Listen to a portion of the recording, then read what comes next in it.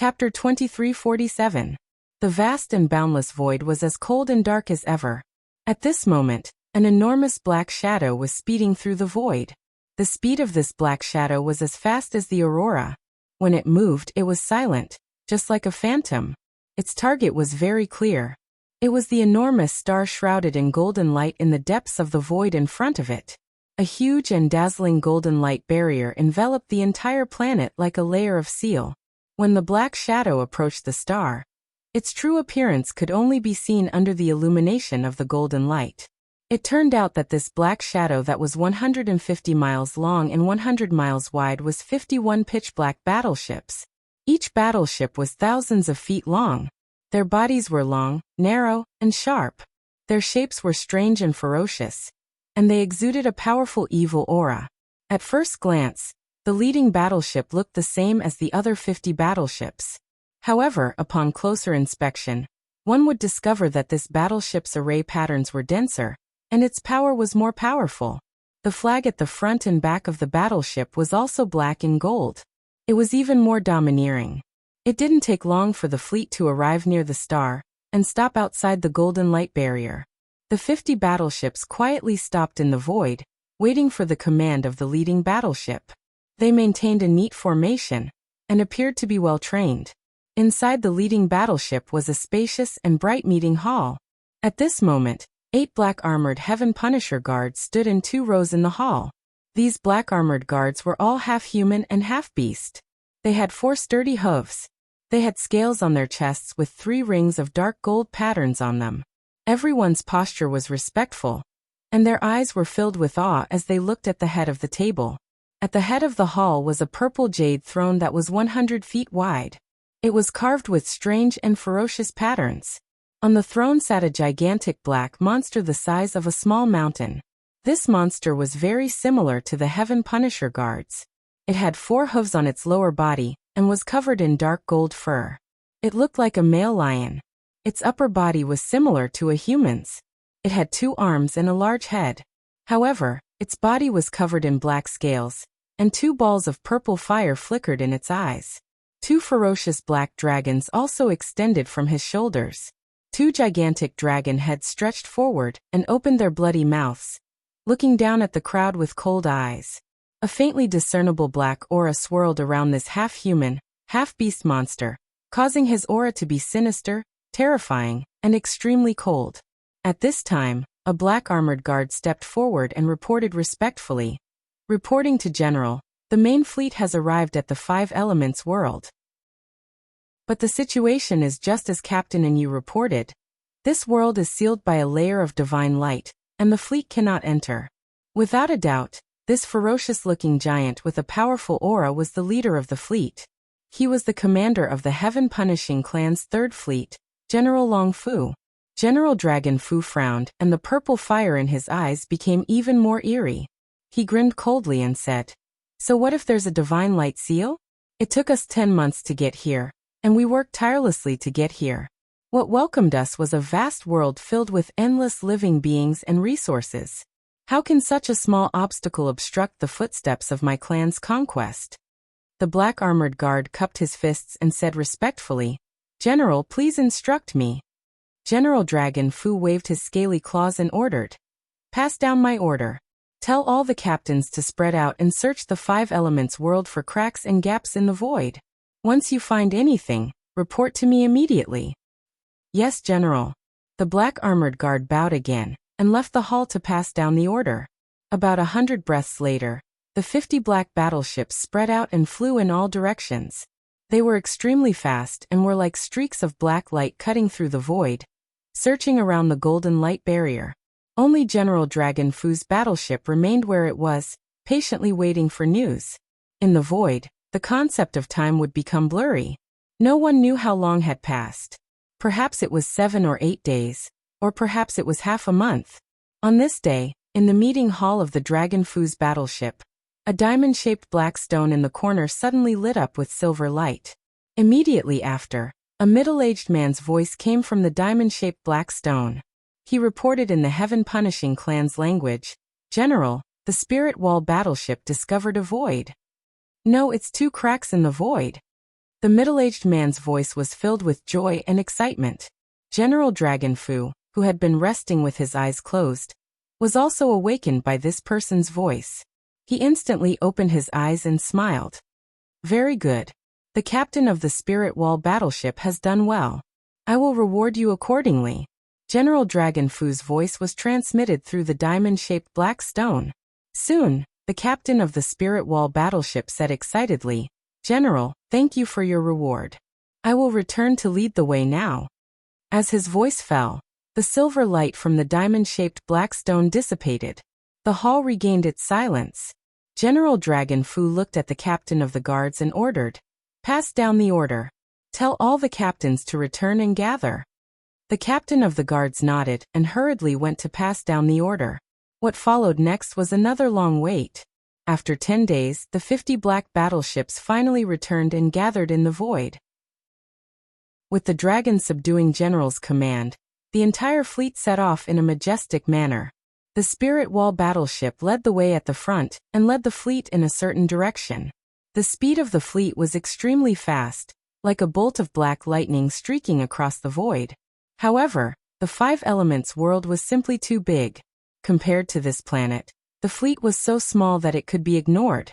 After another 8 days of hurrying, the fleet finally arrived at the crack in the void that the Spirit Wall had discovered. They saw that there were 2 tiny black holes in the dazzling golden barrier. The 2 holes were not far apart and were of the same size. They were both long and narrow, about 1,000 feet long. The Heaven Punishers in the dozens of battleships used a secret technique to observe the 2 holes. The holes were about the size of a battleship. If they wanted to successfully enter the holes, the battleships would have to shrink. The Spirit Wall battleship took the lead. The entire battleship lit up with starlight and quickly shrunk by 50%.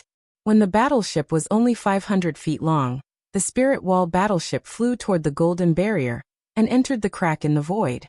The dragon subduing general and the dozens of captains were all watching intently. Seeing that the Spirit Wall battleship had successfully entered the Five Elements world, General Dragon Fu was relieved and ordered the fleet to advance. Then one battleship after another shrunk their bodies and entered the Five Elements world through the 2 cracks in the void. Whoosh, whoosh, whoosh. 15 minutes later, all the battleships entered the Five Elements world. The void regained its calm and became deathly silent again. At the same time, in the Illusion Sky Secret Realm, 51 battleships lined up neatly in the sky filled with cracks. Chapter 2348. The current illusory sky mystic realm was completely different from before. The sky was filled with crisscrossing cracks, and the ground was filled with gullies and huge pits. Moreover, the ground was still collapsing and smoke and dust filled the air. On both sides of the towering mountain range, the silver grassland and dark green forest had disappeared. The ground, soil, and rock layers were all swallowed up by the cracks in the void. The entire illusory sky mystic realm was collapsing, and it was on the verge of destruction. Seeing this, countless soldiers and captains of the Heaven Punishing clan were puzzled and worried. Everyone started whispering to each other, and their hearts were heavy. That's strange. Why is this place so dilapidated? Didn't you send a message saying that this is a vast and resource-rich great world? Such a barren and desolate place, and it's on the verge of collapse. Did we come here for nothing? That bastard in you, how dare he lie to us? Everyone, don't be anxious. Let's wait for the general's decision. Although General Dragon Fu was sitting in the meeting hall of the flagship, he could hear the discussions of the black armored guards and soldiers in the various battleships. He could also guess the worries and concerns of the captains. Therefore, he used a secret voice transmission technique and said to the soldiers in the 50 battleships, "Everyone, don't be anxious. This is an alternate dimension that is about to be destroyed. It is not the Five Elements world. As long as we leave this alternate dimension, we will be able to enter the real Five Elements world." Hearing General Dragon Fu's voice, the captains and thousands of soldiers calmed down. General Dragon Subduing ordered, "Scouts of the various ships, quickly explore this space and search for the exit." Soon, the battleships opened their doors, and more than a dozen scouts flew out. Many scouts in black armor spread out in the sky and searched in all directions. After about half an hour, hundreds of scouts returned to the battleships. 2 of them found a teleportation formation at the edge of the dimension in the south. Therefore, the fleet flew toward the south, passed through the teleportation formation, and left the illusory sky mystic realm. Swoosh, swoosh, swoosh. One after another, pitch-black battleships appeared in the deep and serene canyon. It was afternoon, and the sun shone down from the sky, but it could not penetrate the clouds above the canyon. 51 battleships flew into the sky one after another, overlooking the surroundings from above. Seeing the surrounding mountains and forests, the vast world, and the abundant spiritual chi, many of the heaven-punishing clan's warriors cheered excitedly. Dragon Subduing General also laughed heartily and said, "Very good. That brat in you didn't lie to me. This is indeed a world rich in resources. Ha ha ha ha. Our clan's army has arrived here. In the future, this 5 elements world will be our territory." The 8 black armored guards in the meeting hall all revealed joyful smiles. They bowed in unison and shouted, "General is mighty. Our clan will conquer the myriad of worlds, and we will definitely be invincible and become the overlords of the myriad of worlds." General Dragon Fu nodded his head in satisfaction and ordered, "Immediately send a message to On Yu and ask him where he is. We will go and meet up with him." The guard captain acknowledged the order and hurriedly cast a spell to activate the rhombus-shaped black stone to send a message to An Yu. Not long after, An Yu sent a message back, reporting his location excitedly. When General Dragon Fu received the message, he ordered the fleet to set off in the northeast direction. 51 huge, pitch-black battleships flew across the sky and headed straight for North Underworld Mountain. On the way, the fleet had to cross more than half of the divine ruins. There were thousands of mountains, rivers, and many dangerous places. However, General Dragon Fu had just arrived and did not know that this was the divine ruins. He also did not know what dangers there were in the divine ruins. Of course, no matter what dangers there were, he would not take them to heart. Not long after, when the fleet crossed a cliff, they were attacked by a large group of Scorching Sun Golden Eagles. The Scorching Sun Golden Eagles were powerful, ferocious beasts with ancient bloodlines. Each of them was as big as a palace. Hundreds of Scorching Sun Golden Eagles attacked like an earth-shattering golden light screen, covering more than a dozen battleships. However, this group of Scorching Sun Golden Eagles, who were invincible in the divine ruins and could make even martial sages retreat, met with a calamity this time. Hundreds of black armored guards rushed out of the battleships that were attacked. They were all martial sages. Holding long sabers and halberds, they charged bravely without any regard for their own safety. Soon the Scorching Sun Golden Eagles were all killed. Hundreds of strong Scorching Sun Golden Eagles were slashed into pieces, turning into a rain of blood that scattered in the abyss. As for the hundreds of black armored guards, not only were they not injured, they were also somewhat unsatisfied. In the past year, they had been on the road and had been bored to death in the battleships. The desire to kill and fight in their hearts had been suppressed to the point that they were about to explode. Now that they had come to a new and rich world, what they wanted to do the most was to kill and destroy. After the battle, the hundreds of black armored guards cast spells and devoured the flesh of the Scorching Sun Golden Eagles. They also refined the monster cores and crystal cores. The fleet continued to advance. However, not long after, the fleet entered a dangerous forbidden area and was besieged by a large group of ferocious beasts. There was no doubt about the result. The warriors of the Heaven Punisher clan, who had been itching for action, rushed out of the battleships and fought fiercely with the many demonic beasts. The battle was a one-sided massacre. The warriors of the Heaven Punisher clan were incomparably valiant. They easily killed batch after batch of ferocious beasts like they were chopping vegetables. The aftermath of the battle destroyed the mountains and the earth. The shockwaves spread for hundreds of miles and caused the sky to collapse and the earth to crack.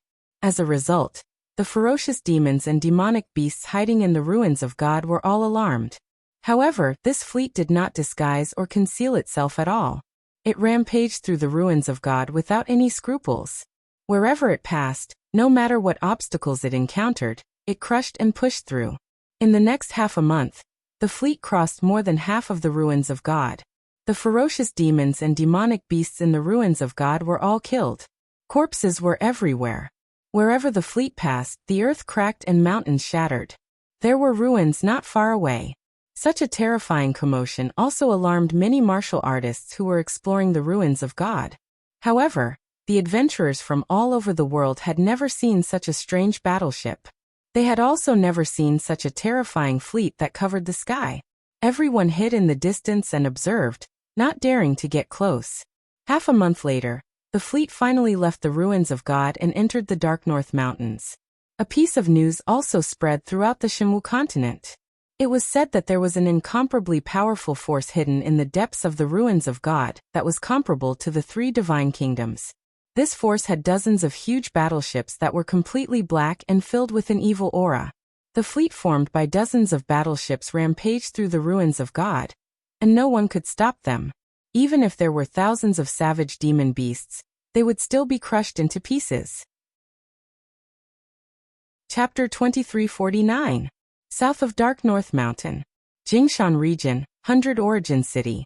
For the past 10 months, and you had been staying in the city lord's manor, rarely showing his face. After the battle of the 72 cities, he only had 10 black armored guards left. It was already very difficult for him to control the 200 or so demon tribes in the southern 5 regions. Because of this, and you had been shrinking his defenses. He had been forced to give up an entire region and a few dozen demon tribes. The 10 black armored guards were also extremely busy, and they were under pressure. Their situation was terrible, and the atmosphere in the city lord's manor was stifling. And you often lost his temper and even cursed loudly. But at this moment, a burst of loud laughter suddenly rang out from the study. Ha ha ha, this is great. This is a joyous occasion. The laughter was filled with excitement and surprise. The surging sound caused the entire study to tremble. There was no doubt that the person laughing was Yu. He was sitting in his study and had just received a message telling him a piece of great news. Today, General Dragon Subduing had led 50 warships and 5,000 heaven punishers to successfully enter the 5 elemental realm. How could Yu not be excited to the point that his face was flushed red? He stood up abruptly, laughing like a madman as he danced with excitement. This lord has not endured humiliation and waited patiently for 10 months in vain. Finally, the clouds have parted to reveal the sun. General Dragon Subduing arrived so quickly and brought half a fleet with him. A total of 50 warships and 5,000 warriors and guards.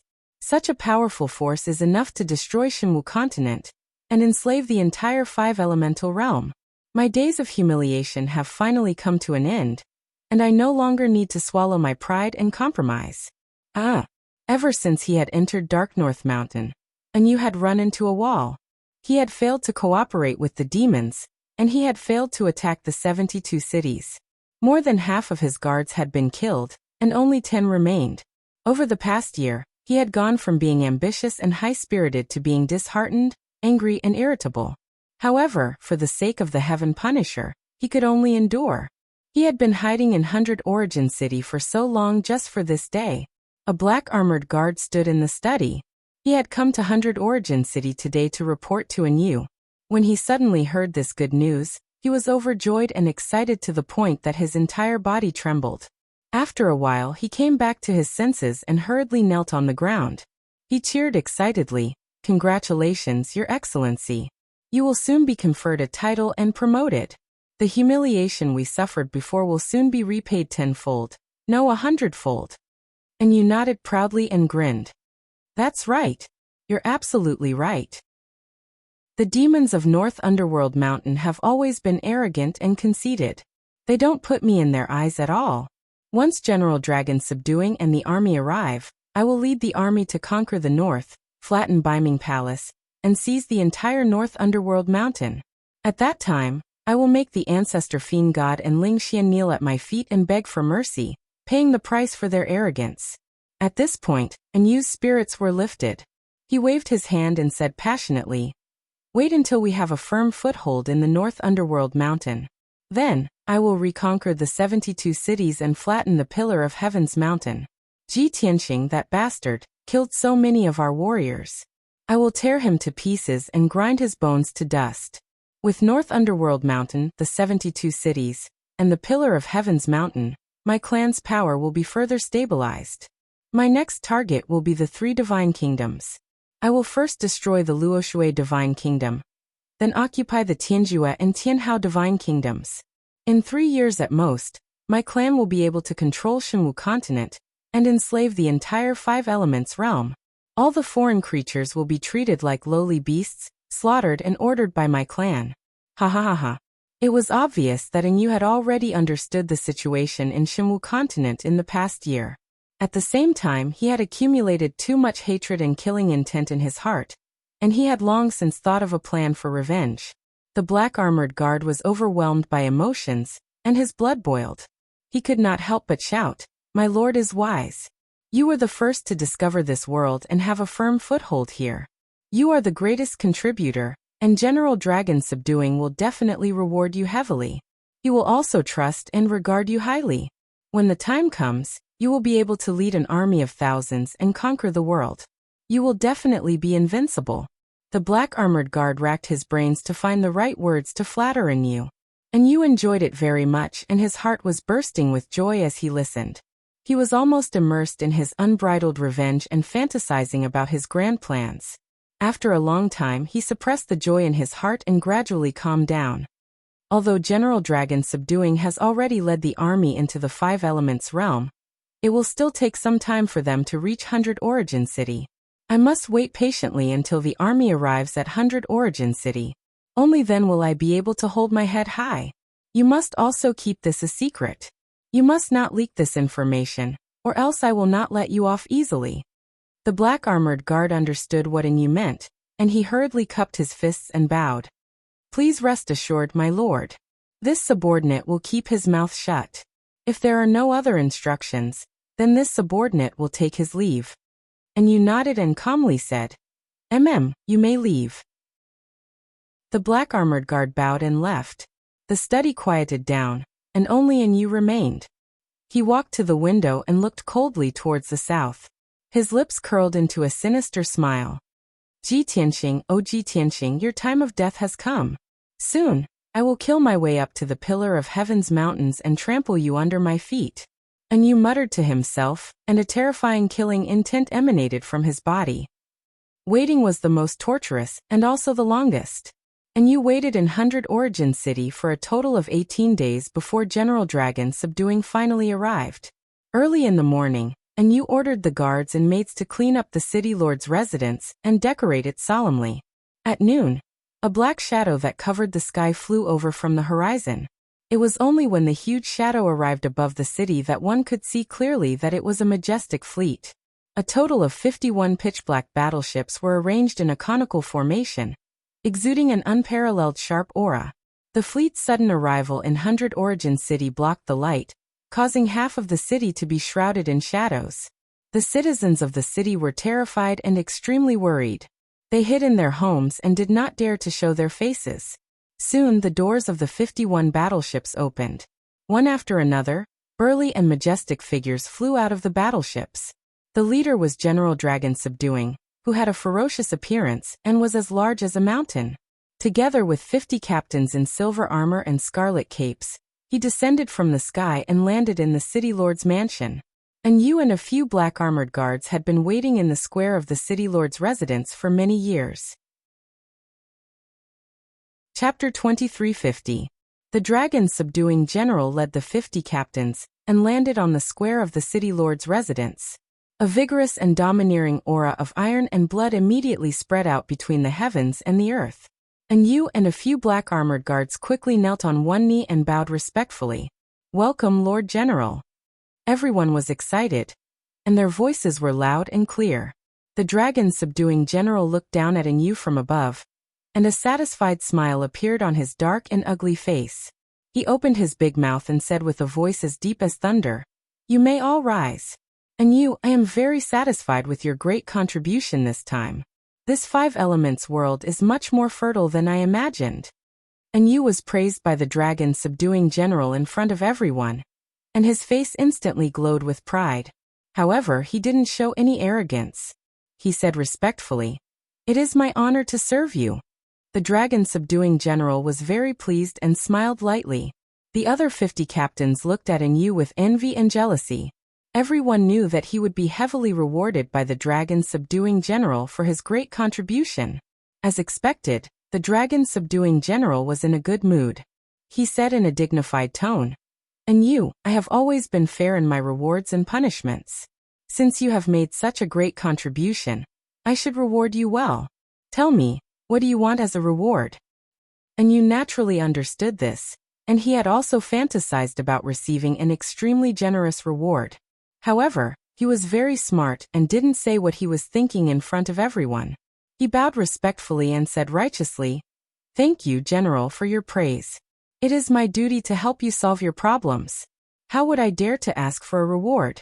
I am only willing to do my best to help you conquer this continent and rule over all the living beings in the world." The dragon-subduing general's smile became even brighter. He nodded and said, "Haha. And you, I rarely paid attention to you in the past. I didn't expect you to be so loyal. Since that is the case, let us enter the main hall first to understand the situation of this world. Then, I'll think about how to reward you."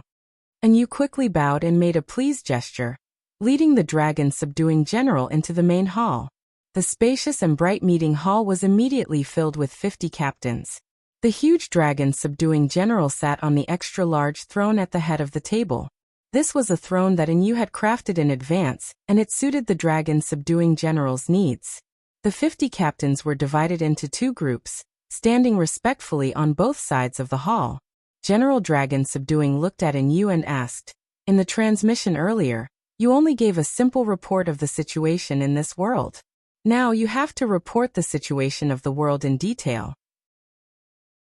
And Yu bowed and methodically replied, "Reporting to the general, the Xinwu continent that we are currently on is extremely vast, and its resources are abundant. There were 3 divine kingdoms on this continent, as well as many small independent forces and strange races. The area we are in is called the North Underworld Mountain. It is the territory of the demon race." In the next 2 hours, Yu continued to narrate the story.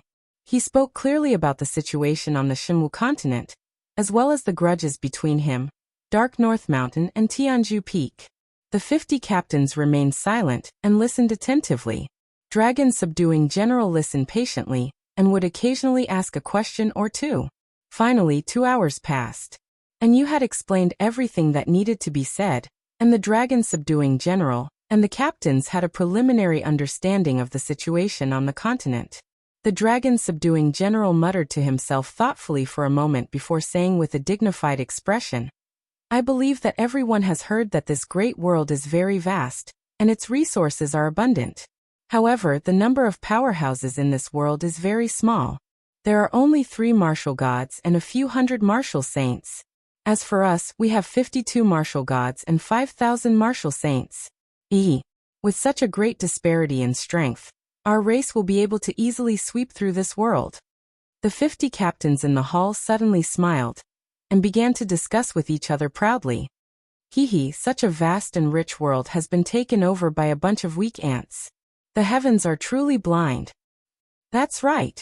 It's because the heavens are unfair that we, the Heaven Punishers, have come here to restore order. A group of sheep guarding a vast grassland is too tempting. I really want to go on a killing expedition. When the general gives the order to attack, let's have a competition. Let's see who can take over more territories and invade faster." The captains of the martial god realm battleships were all rubbing their fists. They could not wait to start the war. As for the forces in this world, they did not care at all. 3 martial gods and a few hundred martial saints were not a threat to them. The dragon-subduing general swept his gaze across the hall and raised his claws that were covered with dragon scales. When everyone quieted down, he then said, "Everyone, although the races in this world are very weak and we can easily kill them all, please do not be impatient. However, everyone, please calm down and don't be too impatient. We have just arrived, and we need to gain a firm foothold first. After we familiarize ourselves with the situation, it will not be too late to start the war. Since we are already here, the outcome has already been decided. A cooked duck cannot fly away." After the dragon-subduing general finished speaking, Yu quickly chimed in, "That's right. The general is wise. Although there are very few powerhouses in this world, The 3 martial gods are only on the surface. I suspect that the number of martial gods in this world is far more than the 3 of them. Moreover, the history of this world is very long. In the ancient times 30,000 years ago, there seems to have been a great war between the gods. All in all, this world is not as simple as it seems. We have to treat it with caution. The dragon-subduing general's interest was piqued by Enyu's words, and he asked about the war between the gods. Enyu did not know much, but he still tried his best to answer the dragon-subduing general's questions. The 50 captains in the hall were whispering to each other. They were not happy with Enyu's performance. TSK, is Enyu scared out of his wits? What is there to be afraid of in such a weak world? So what if there are 30 martial gods, let alone 3? Won't they be killed by us very quickly? Have you noticed that Enyu has very few bodyguards and they are all injured? I am sure that Enyu has definitely lost the war and suffered a great loss. That is why he is so cautious and timid. One of the reasons is that he is scared out of his wits. The other reason is that he wants to flatter the general. There is no choice. After all, he has made such a great contribution. From now on, he will be the general's favorite. We cannot afford to offend him. Chapter 2351. 100 breaths of time passed. Enyu explained the events of the ancient battle to General Dragon Subduing. General Dragon Subduing frowned and pondered for a moment before waving his hand to signal for everyone to be quiet. The captains, who had been whispering and discussing, immediately fell silent. General Dragon Subduing said with a dignified expression, "During this period of time, I have already considered what reward to give to Enyu. A year ago, he discovered this world and gained a foothold here. He has interacted with the powerhouses of various races, and has the clearest understanding of the 5 elements realm. Therefore, I have decided to make Enyu the right Deputy General of the 3rd Expeditionary Fleet, under the Southern Expedition Marshal. From today onwards, Enyu will be my Deputy General. He will assist me in conquering cities and conquering the entire Shinwu continent. In addition, each warship will assign 2 elite warriors to be under Enyu's command to form his guards." General Dragon Subduing's dignified voice reverberated throughout the hall. The expressions of the 50 captains immediately changed, and their eyes widened in shock. Are you serious? Directly promoting Enyu to Deputy General? This reward is too shocking. Doesn't that mean that we will all have to listen to him from now on? He wants us to assign 2 elites from each warship to him? What about his own guards? Are they all dead? Everyone was shocked by General Dragon Subduing's promotion of Enyu, but they were also unwilling to assign 2 elites to him. However, everyone understood that this was General Dragon Subduing's order, and no one dared to disobey. General Dragon Subduing heard everyone's exclamations and discussions, but he did not take them seriously. However, he didn't take it to heart and continued to announce, "Other than the rewards mentioned above, I will also reward you with 9 blood soul stones and a top-tier godly technique." The captains, who were already shocked, were so jealous that their eyes turned red when they heard this reward. "We have made great contributions, but we can only get 1 blood soul stone at most." He actually got 9 at once? With Enyu's current strength, if he refines 9 blood soul stones, won't he reach the 5th level of the martial god realm? A high-grade divine skill is so precious. There are so many of us and we have conquered half of the star field, but no one has ever received such a reward. General Dragon Subduing Enyu? General, aren't you favoring Enyu too much?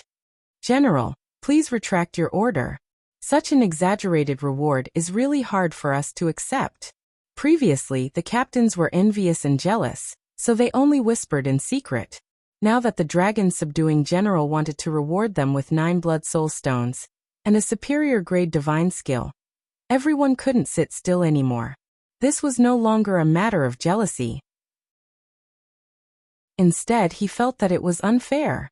The Dragon Subduing General looked at everyone with a cold expression and said in a dignified tone, "Enyu's contribution is enough for my reward. This is my order. Anyone who disagrees will be punished according to the law." As soon as he finished speaking, the hall became completely silent. Everyone shut their mouths. Enyu quickly knelt on the ground and kowtowed respectfully. "This subordinate is extremely grateful for the reward, General." "Don't worry, General. I will do my best to help you rule the world. Dragon subduing general nodded slightly, indicating for Yu to stand up. Then he waved his hand at the captains in the hall and ordered, "All of you, go back to the warships to rest and wait for further orders." The 50 captains didn't dare to say anything. They bowed in unison and quickly left. However, before they left, many of them glared at Yu angrily. Yu's expression didn't change, but he was very proud of himself. At this moment, he felt that all the humiliation he had suffered in the past was worth it. The hall quietened down. Only the dragon subduing general and Yu were left.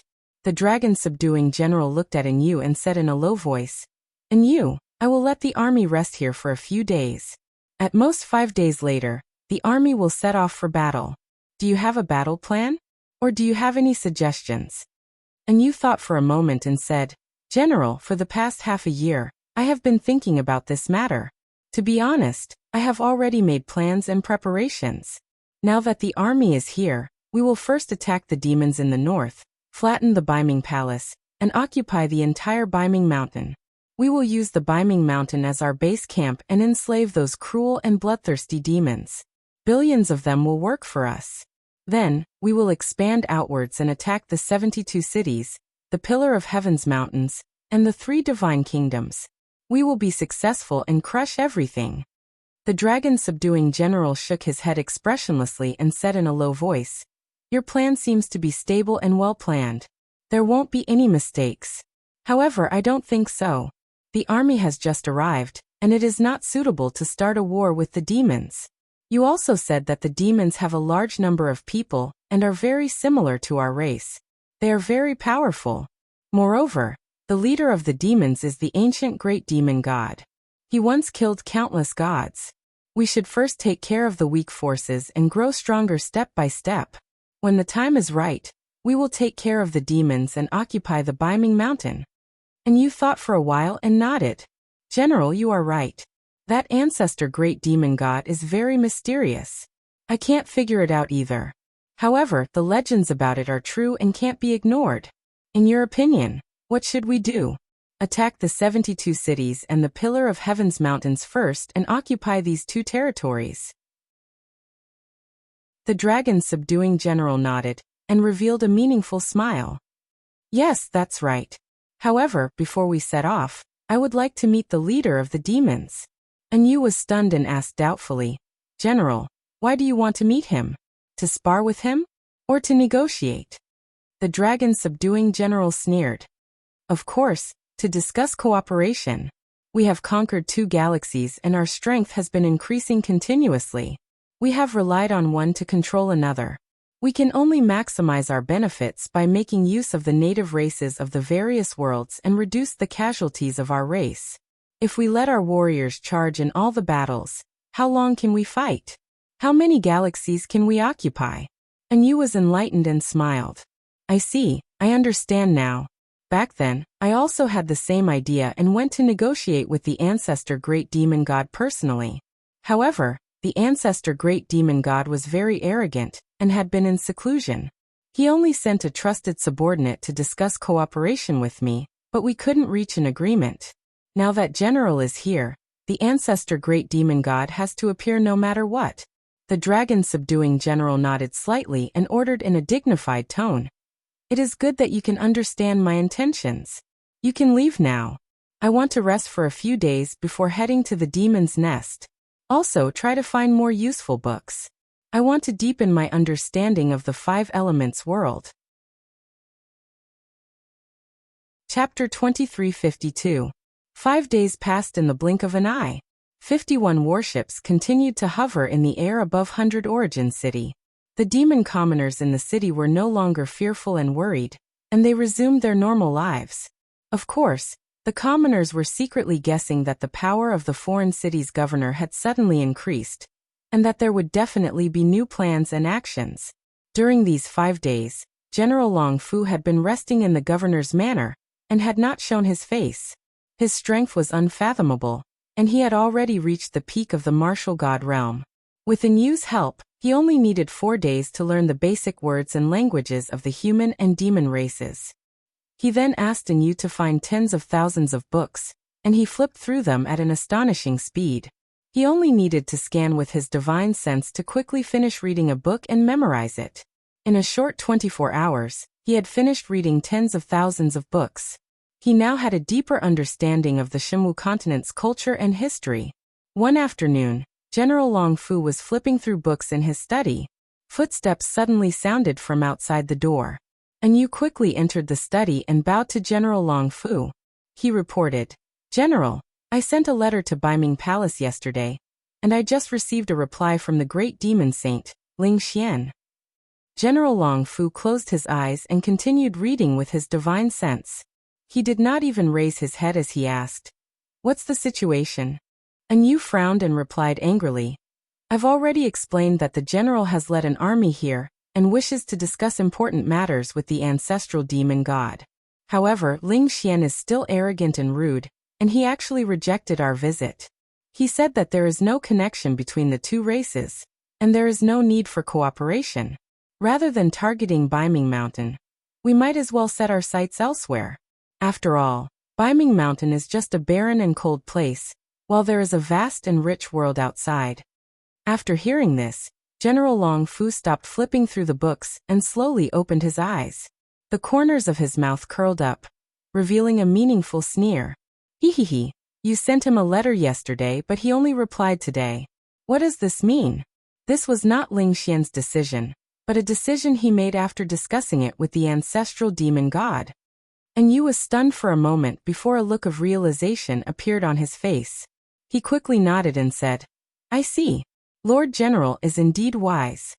General Dragon subduing ignored his flattery and continued, "On the surface, it seems that the demons have rejected our visit, which is truly arrogant and rude.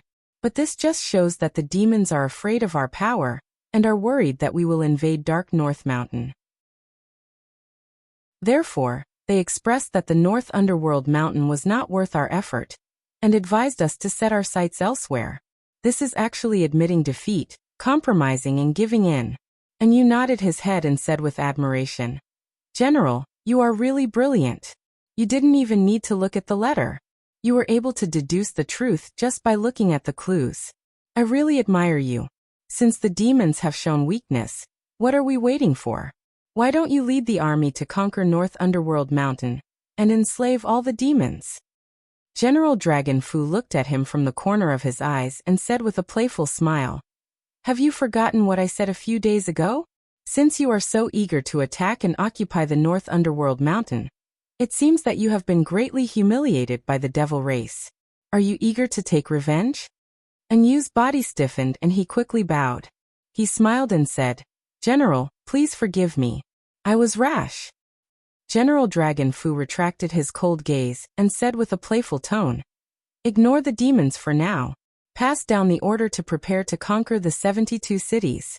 That ancestor fiend god has an unfathomable background, but he is able to endure and give in. He is definitely not someone easy to deal with. If our race invades North Underworld Mountain, we will be able to win, but we will have to pay a price. After all, the demons are brave and skilled in battle. They are not afraid of death and their numbers are as numerous as the hairs on a cow. In the end, what we will get is a barren land. Why bother?" "I understand. I will pass on the order now." And Yu bowed, turned around and left. After and Yu left, General Dragon Fu continued to read his book as if nothing had happened. After a quarter of an hour, and Yu returned and reported respectfully, "Reporting to the general, the army is ready. Please board the leading ship and lead the troops." General Dragon Fu did not even raise his head and said indifferently, "It is just 72 cities. Why do I have to go personally? Pick 40 warships and lead the fleet. Leave 10 warships behind and send them to the various tribes and cities to plunder as much resources as possible." And Yu was stunned and subconsciously asked, "General, why do we need to plunder the resources of the 4 southern regions? Are we going to leave North Underworld Mountain?" "Of course." General Dragon Fu was expressionless. "After we take down the 72 cities, that will be our main camp. Remember, don't kill everyone. We still need a large number of slaves." And Yu nodded and said expectantly, "I understand. Please rest assured, General." He then bowed and left the study. As he flew into the sky from the city lord's residence, he could no longer suppress the excitement in his heart and revealed a proud smile. "General, you really have a lot of trust in me and think highly of me. This is the first battle of the army's conquest of Shinwu continent. General, you actually let me lead the army and take full control. Ha ha ha. What an honor." As this thought flashed through his mind, Yuan adjusted his silver armor and cloak, straightening his back even more. Whoosh. He stepped onto the leading warship and strode toward the door. The 4 black-armored guards on both sides bowed respectfully and shouted in unison, "Greetings, Deputy General." And Yu pretended to be dignified as he nodded and stepped onto the warship. He waved his hand in high spirits and ordered, "Order the entire army to set off." Immediately, 2 black-armored guards released dark red signal arrows that shot into the sky. Boom. The 2 signal arrows exploded in the sky, releasing a dark red light that covered the sky like blood. Immediately after, a total of 40 warships flew across the sky in a grandiose manner and sped toward the south. North Underworld Mountain was adjacent to the 72 cities and was not far from each other. The Heaven Crusher's warships were basically void god treasures, which were commonly known as divine artifacts.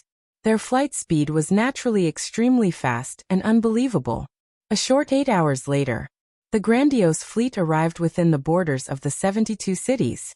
In the mountain range in front of the fleet, 2 cities could be vaguely seen. And you stood on the deck at the front of the warship and looked down at the 2 ancient cities in the mountains. His lips curled into a sinister smile. 10 months ago, I personally went to conquer the 72 cities. Just as I was about to succeed, Ji Tianxing ruined my plans and caused me to suffer heavy losses. Now that I've made a comeback, I must take down the 72 cities in one fell swoop and enslave all the commoners. Chapter 2353. Anbei City. This city was located in the northernmost part of the 72 cities, and was the closest to North Underworld Mountain. 10 months ago, and you had led the demon army to attack. Half of the city had been destroyed, and hundreds of thousands of citizens had died under the blades of the demon race and the foreign races. There were also hundreds of thousands of citizens who had been forced to flee Anbei City. Fortunately, Ji Tianxing and Yin Yao had rushed over to save them and repelled An Yu and the demon race's army, saving Anbei City. For the past 10 months, Anbei City had been recuperating. After such a long period of recuperation, the city that had been reduced to ruins had taken on a new look. The citizens who had fled in all directions had returned to the city and lived a normal life. Everyone thought that Anbeiqing would be safe and sound for many years to come. But today something unexpected happened. In the originally clear blue sky, a large number of black shadows suddenly appeared and blocked the dazzling sunlight. More than half of Anbei City was shrouded in shadows. A cold and murderous aura scattered down from the sky and enveloped the entire Anbei City. Over 1 million citizens in the city felt that something was amiss. The air seemed to have frozen, and the atmosphere in the city was extremely oppressive. Countless cultivators looked up at the sky and quickly saw that the large number of black shadows were actually dozens of pitch-black warships. When An Yu led the demon race's army to attack, he had occupied Anbei City and wanted to use it as a base. His pitch-black warships floated high in the sky and had stayed there for many days. The citizens who had personally experienced that disaster were no stranger to those pitch-black and cold warships. Instantly, countless people revealed looks of horror and shock as they let out cries of despair. Everyone look. It's those black warships again. As expected, it's those warships. Those are the vehicles of the foreign race's devils. Oh my god. There are actually 40 warships? Are my eyes playing tricks on me? Back then, that foreign race devil only had 1 warship, and it destroyed dozens of cities. Now there are actually 40 warships? It's over. Anbei City is finished. Everyone run. Following waves of exclamations, countless citizens fled in panic and rushed to the various city gates without a care. They had experienced that massacre and were very clear about the terrifying strength and methods of the foreign race's devils. Without a doubt, Anbeiqing's doomsday had arrived. In the blink of an eye, the originally calm Anbeiqing had fallen into chaos and panic. Hundreds of thousands of citizens rushed out of their homes and flooded through the streets and alleys, rushing toward the city gate as if their lives depended on it. The city guards guarding the city walls and city gates were also filled with fear and panic, and they were all in a mess. Fortunately, the commanders of the city guard army were still calm. They quickly stepped forward and took charge of the situation. They killed the deserters cleanly, intimidating all the city guards. Then, the city guards closed the city gates and activated the Great City Protection Array. They were ready for battle. The commoners who had rushed out of the city gathered near the city gates, but they were blocked inside the city and could not leave. The commanders of the city guard army shouted loudly to calm the panicking citizens. When the commoners saw the five-colored light shield protecting the entire city, they felt comforted and their emotions became much more stable. The chaotic situation was temporarily under control. Alarms rang out in the city lord's mansion. The city lord personally led many experts and flew into the sky above the city. But as it turned out, it was all in vain. Swoosh, swoosh, swoosh, swoosh. Two battleships slowly sailed out from the fleet high in the sky. The two battleships spread out and tilted their bodies, aiming at Embaicheng. A row of black holes immediately appeared on the long and narrow sides of the battleships. A terrifying bloody light was brewing inside. With a news order, the two battleships activated the array formation at the same time and released a destructive attack. Boom, boom, boom, boom. The cannons of the two battleships spewed out dense blood-colored light pillars that descended from the sky and blasted toward Embaicheng. A total of 200 blood-colored light pillars shot out like a rain of arrows and instantly blasted the city protection array. The five-colored light shield within a radius of 200 miles was blasted into smithereens, and billions of light shards burst out. Then the blood-colored light pillars blasted into the city, and instantly blasted out more than 100 deep holes. At least a few thousand houses and palaces were blasted into powder and disappeared. Around the densely packed deep holes, spiderweb-like ravines split open and dust flew into the air. Countless houses and buildings were affected and collapsed into ruins, leaving only broken fences and dilapidated walls. Of course, there were also hundreds of thousands of cultivators and commoners that were blasted into smithereens on the spot. The earth-shaking explosions lasted for a long time before dissipating. Such destructive power caused all the commoners in the city to be horrified, and they revealed expressions of extreme despair. Including the city lord, his body stiffened as he stood rooted to the ground. His heart turned cold, and Embaicheng's doomsday had arrived. Faced with such terrifying power, it was difficult for the commoners to have any thoughts of resisting.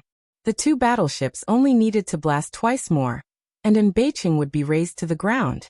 The commoners in the city were silent for a full 10 breaths. Then furious roars and cries of despair erupted from the crowd.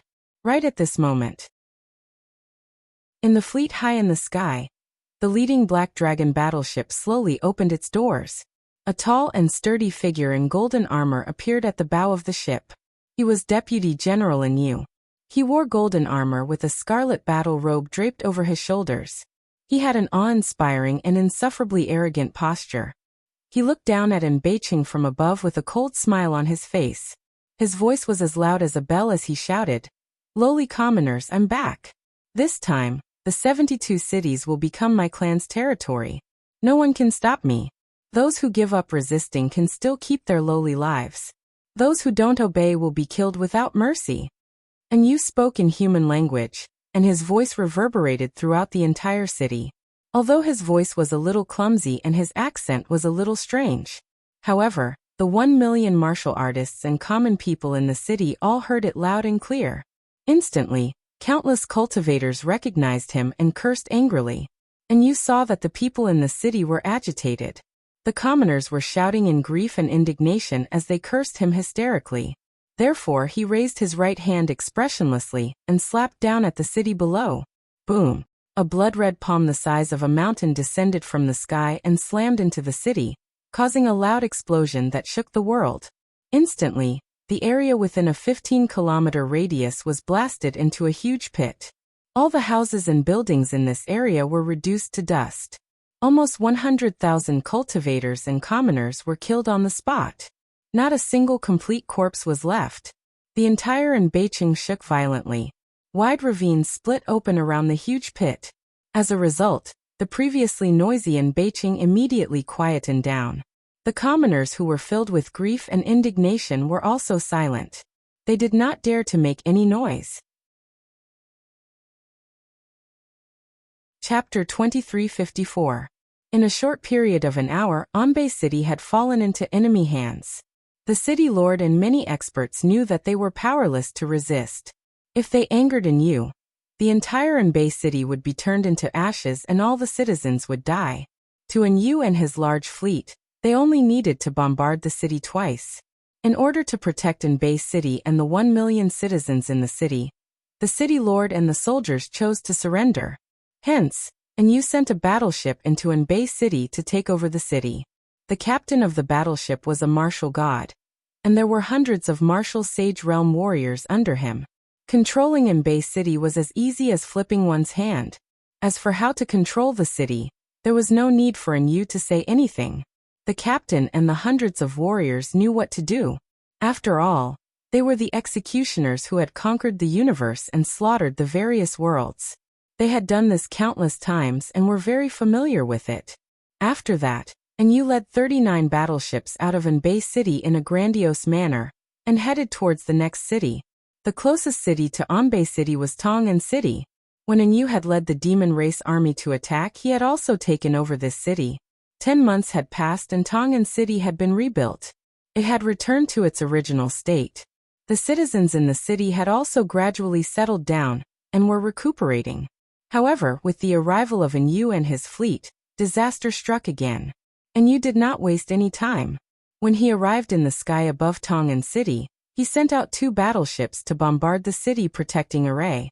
With a few earth-shattering explosions, the city protecting array collapsed on the spot. Tens of thousands of houses, and close to 100,000 citizens in the city, were turned into ashes on the spot. What happened next was self-evident. The entire process was similar to taking over Anbei City. Yu's powerful force and his fleet's deterrence made the citizens in the city feel despair. No one had any thoughts of resisting, and could only surrender. Just like that, the second city fell. The foreign races did not pay any price and did not suffer any casualties. They easily took over the city. Yu ordered a battleship to stay behind and take control of Tong'an City. Then he led the fleet to the next city. Following that, similar scenes repeated themselves. As the fleet continued to head south, one city after another was taken over by the foreign races. Yu had absolute power, and there was no need for any schemes.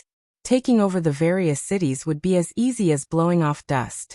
Whenever they encountered any resistance, they could simply bombard the city several times with the warship cannons, destroying half of the city and slaughtering hundreds of thousands of civilians. With such brutal means, of course, he was invincible. In a short span of 5 days, Yu had taken over 40 cities. On average, each warship occupied a city. Thus, Yu temporarily stopped his attack. He ordered the captains to take control of the city as soon as possible, and turn it into their base camp. After a total of 4 days, the heaven-destroying tribe's army had completely taken control of 40 cities. Yu then gave another order, leaving only 50 soldiers in each city to guard the city. The captains led the remaining warriors to gather at his location. After the fleet was gathered, Yu started a new round of expansion and conquest. Disaster reappeared. The remaining 30 or so cities quickly fell under the iron hooves of the heaven punishers. Another 5 days passed. The 72 cities were completely taken over by Yu. During this process, at least 10 million civilians had been killed by the warships and the heaven-destroying tribe's warriors. Every city was riddled with holes, leaving behind a scene of desolation. This region had become tragic and austere, and the air was filled with the smell of blood and slaughter. After the 72 cities fell, Yu reported the good news to General Dragon Subduing, and reported the results of the battle. General Dragon Subduing was very pleased to learn that there were no casualties among the heaven-destroying tribe's warriors, and he praised Yu. He then instructed Yu to guard the 72 cities, and take complete control of this territory. Yu naturally obeyed the order. He had long since planned to lead the army to attack Tianzhu Mountain, after turning the 72 cities into his base camp. He had long wanted to find Ji Tianxing for revenge. Northwest of Shenwu continent, within the borders of Heaven's End divine nation. This divine nation, which was located between the void and the five elements world, had always been calm and full of spirit qi.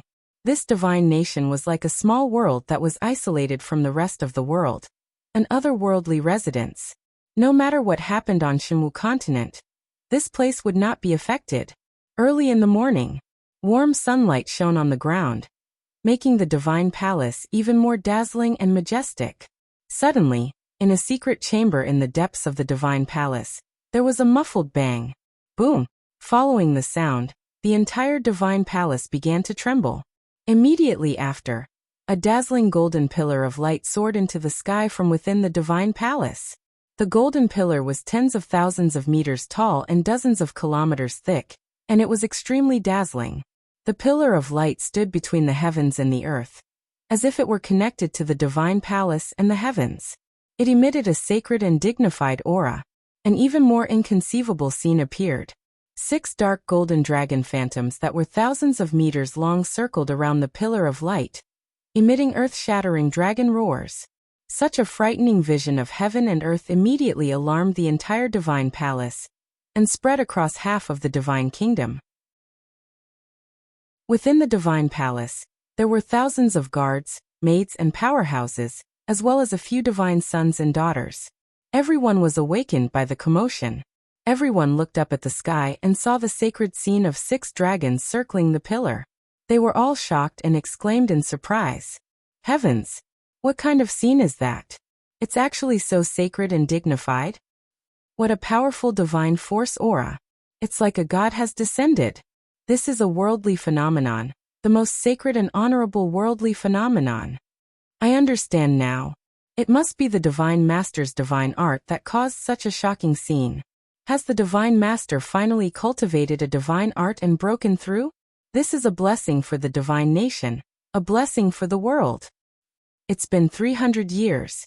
Is the Divine Master finally coming out of seclusion?" Similar exclamations and discussions could be heard throughout the divine palace. Everyone was ecstatic, and their bright eyes were filled with anticipation. The divine sons and daughters were especially proud as they hurried to the secret room where martial god Tianzhu was in seclusion. Although Tianzhu Divine Nation was the leader of the 3 divine nations, it was the most powerful force. However, in recent years, Tianzhu Divine Nation had suffered many setbacks, and its reputation and power had been constantly weakening. A few months ago, the eldest divine son, Yuan Zhen, Yi Lu Shui, and a few divine emperors had been killed by Ji Tianxing. This matter had spread throughout the world, causing Tianzhu Divine Nation's power to plummet, and its reputation was damaged and humiliated. Everyone held their breaths in their hearts. They had endured humiliation for a few months just for this day. Everyone knew that once martial god Tianzhu cultivated a divine art, he would be able to restore Tianzhu Divine Nation's prestige after coming out of seclusion. Chapter 2355. The 6 dragons winding around the pillar phenomenon lasted for 2 whole hours. When the pillar of light and the golden dragon dissipated, the sky was covered by endless rays of light. The 5-colored light was both real and illusory. It contained a vast and mighty divine power aura that nourished the entire divine kingdom. Thus, the god kingdom was as warm as spring and hundreds of flowers bloomed. Many warriors and spiritual beasts were baptized by the divine power, and their bodies evolved and transformed. Some warriors and spiritual beasts even broke through bottlenecks and became more powerful. As a result, the divine kingdom was in a state of jubilation. Everyone was cheering excitedly. The 5-colored light lasted for 5 days and 5 nights before disappearing. On the morning of the 6th day, outside a secret room in the depths of the god palace, 5 warriors wearing luxurious clothes and extraordinary auras stood respectfully in the passage and waited patiently. One of them was a middle-aged man wearing golden armor and had a muscular body. He was Lu Jin, the new commander of the god army and martial god Tianzhu's closest confidant. The other 4 warriors were 2 pairs of young men and women. They wore luxurious golden robes and long dresses and wore jeweled crowns. These 4 noble young men and women were martial god Tianju's children. Even though their talents and aptitudes were considered 1 in 1,000 martial arts geniuses, compared to Yuan Chong and Yuan Zhen, they were overshadowed and ordinary. For so many years, the 4 divine sons and divine daughters had lived comfortably in the God Kingdom and grew up quietly. Now that Yuan Chong and Yuan Zhen were dead, only the 4 of them were left. Thus, they felt that their chance had come, and wanted to win martial god Tianju's favor when he came out of seclusion. If they could win martial god Tianju's favor, they would receive special training and guidance. In the future, they might be able to reach Yuan Chong and Yuan Zhen's heights. Just as everyone had their own thoughts, the door to the secret room opened. Whoosh! As the tall stone door opened to both sides, a dazzling golden light gushed out from the secret chamber. The overwhelming divine power made the 4 divine princes and divine ladies tremble. They found it difficult to breathe and even staggered a little. Only Lu Jin, who was the strongest among them, was barely able to withstand the impact of the divine power and stood still. A tall golden figure walked out of the golden light and arrived at the door of the secret chamber. This was a middle-aged man with a resolute face and a sacred and dignified aura. He had a dignified appearance and his eyes were as deep as the void. He wore a golden robe with flying dragons and a golden crown with a coiled dragon on his head. It was martial god Tianju. His entire body was shrouded in a faint golden light, which vaguely formed the projection of a golden dragon that was circling around him. Behind him, there was a ball of light mixed with gold and silver, shining brightly. Upon seeing martial god Tianju, Lu Jin and the 4 divine sons and divine daughters bowed respectfully and said in unison, "Welcome back, Divine Master. Welcome back, Lord Father." Everyone's faces were filled with joy, and their voices were filled with excitement. Martial god Tianju wore a gentle expression, and a gratified smile hung at the corner of his lips. Obviously, he had gained a lot from his seclusion this time. As soon as he came out of seclusion, he saw everyone welcoming him, so he was in an extremely good mood. "Rise, everyone." Martial god Tianju raised his sleeves, indicating for everyone to rise.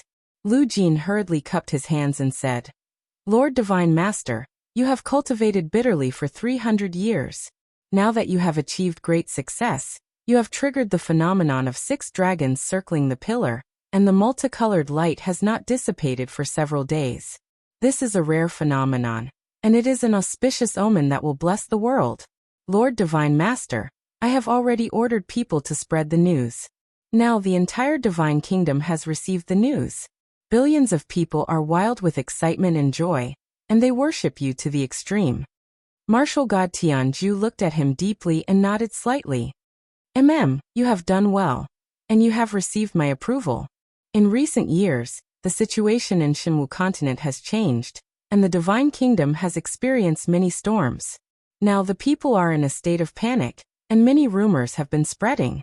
At this time, the people will know that I have come out of seclusion, and that I have achieved great success. This will definitely pacify the people."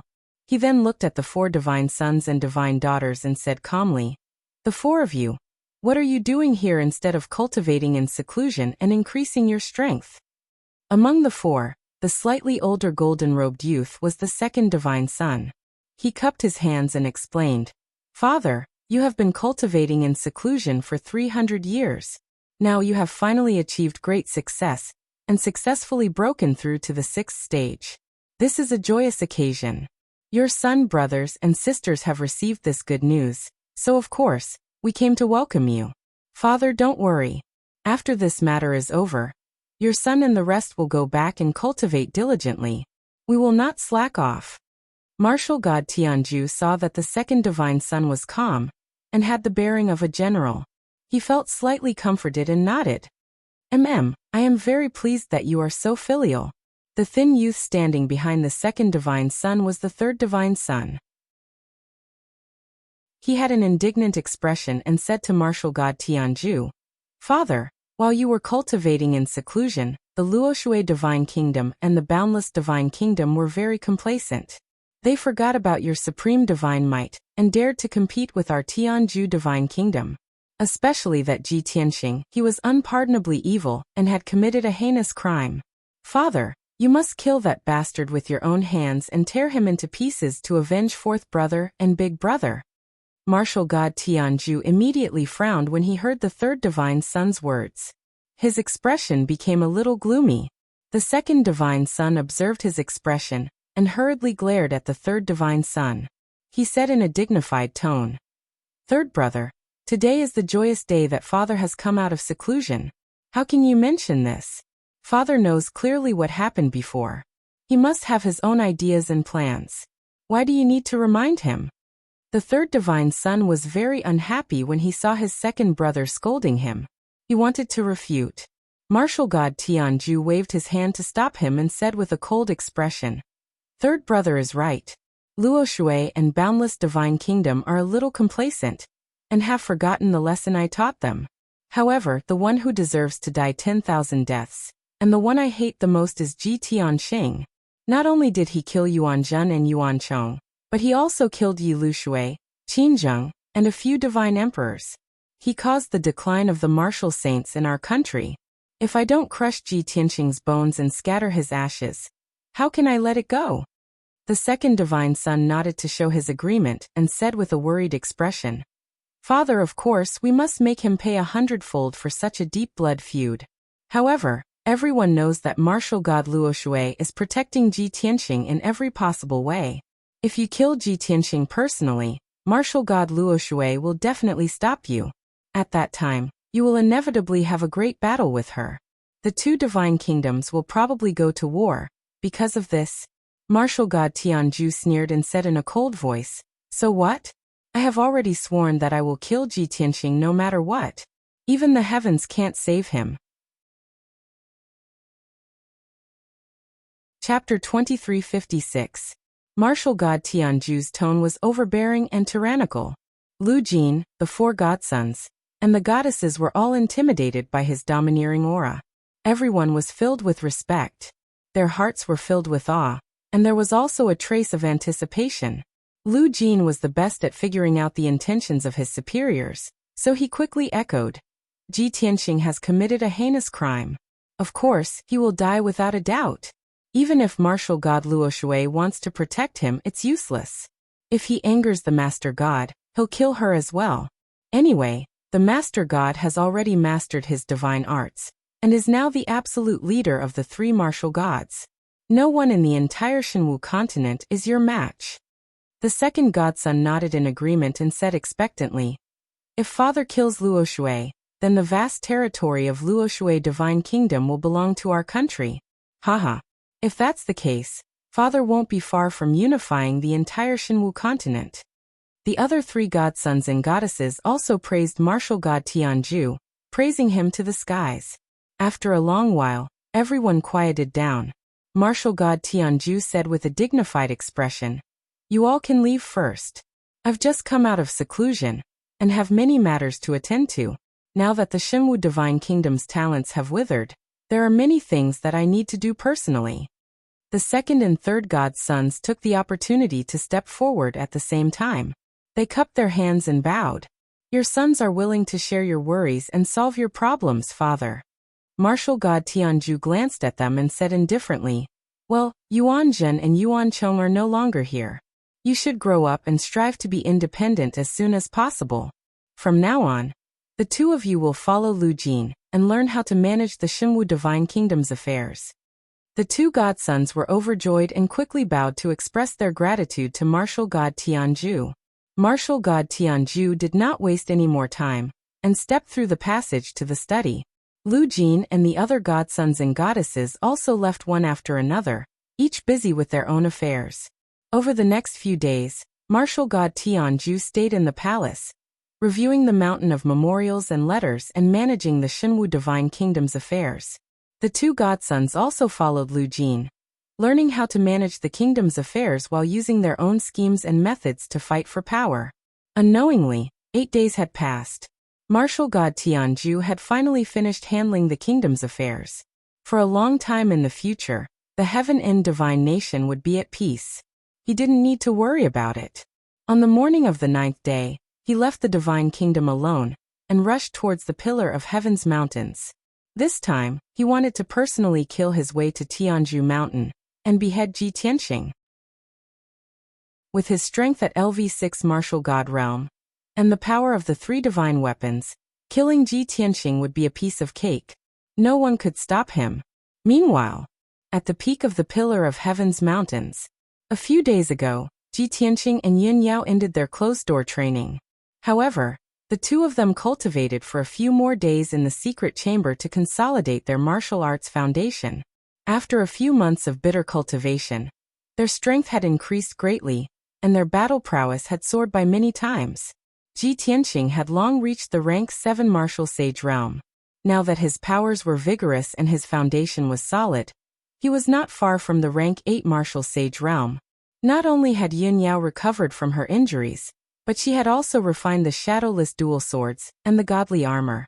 Moreover, her strength had also broken through and she had successfully reached the rank 7 martial sage realm. When the sun rose, the couple ended their cultivation at the same time and opened their eyes.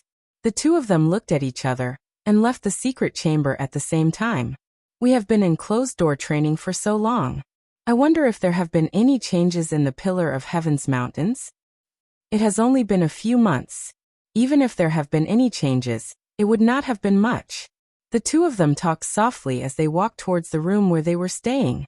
At that moment, a guard at the entrance of the passageway suddenly stopped the two of them. The guard knelt down respectfully and reported, "Welcome, young Master Ji and Madam Ji. The Yellow Dragon Grand Deity has instructed me that he has urgent news to report to young Master Ji immediately. Please wait for a moment, young Master Ji. I will inform the Grand Deity now." Upon hearing the news, Ji Tianxing immediately frowned and said solemnly, "Urgent news? There is no need to inform him. I will look for him now." After saying that, Ji Tianxing quickly left with Yin Yao and rushed towards the Huanglong Taoist study room.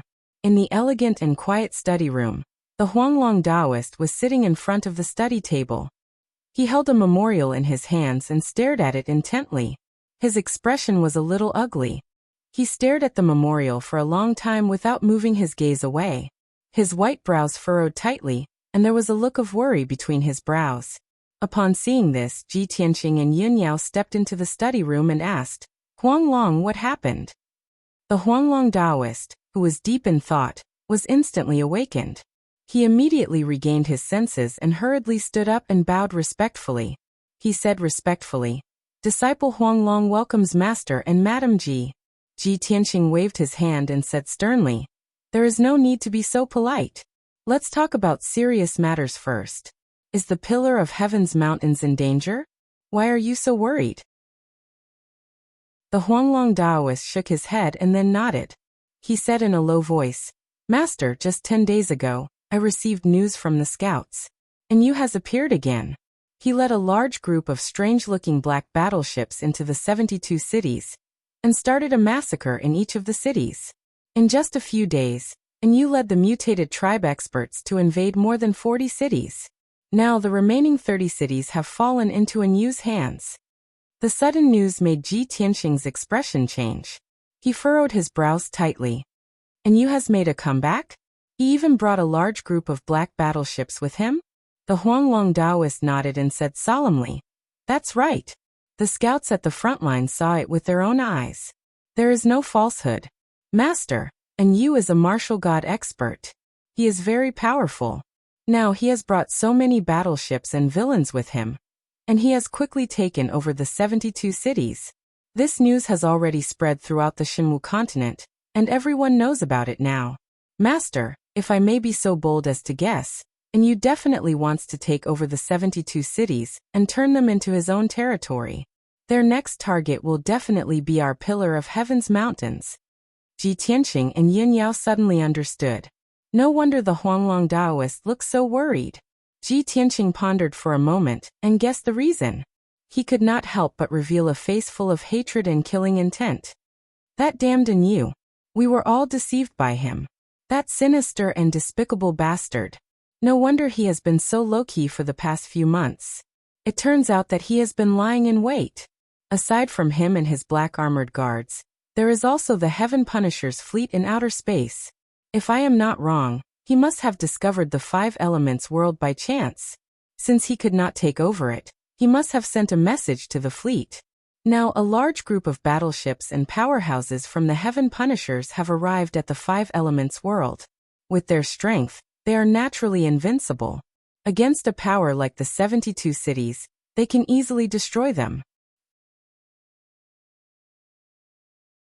Chapter 2357. Back when Enyu had led the black armored guards on a killing spree, Ji Tianqing had been worried about whether Enyu had reinforcements or helpers.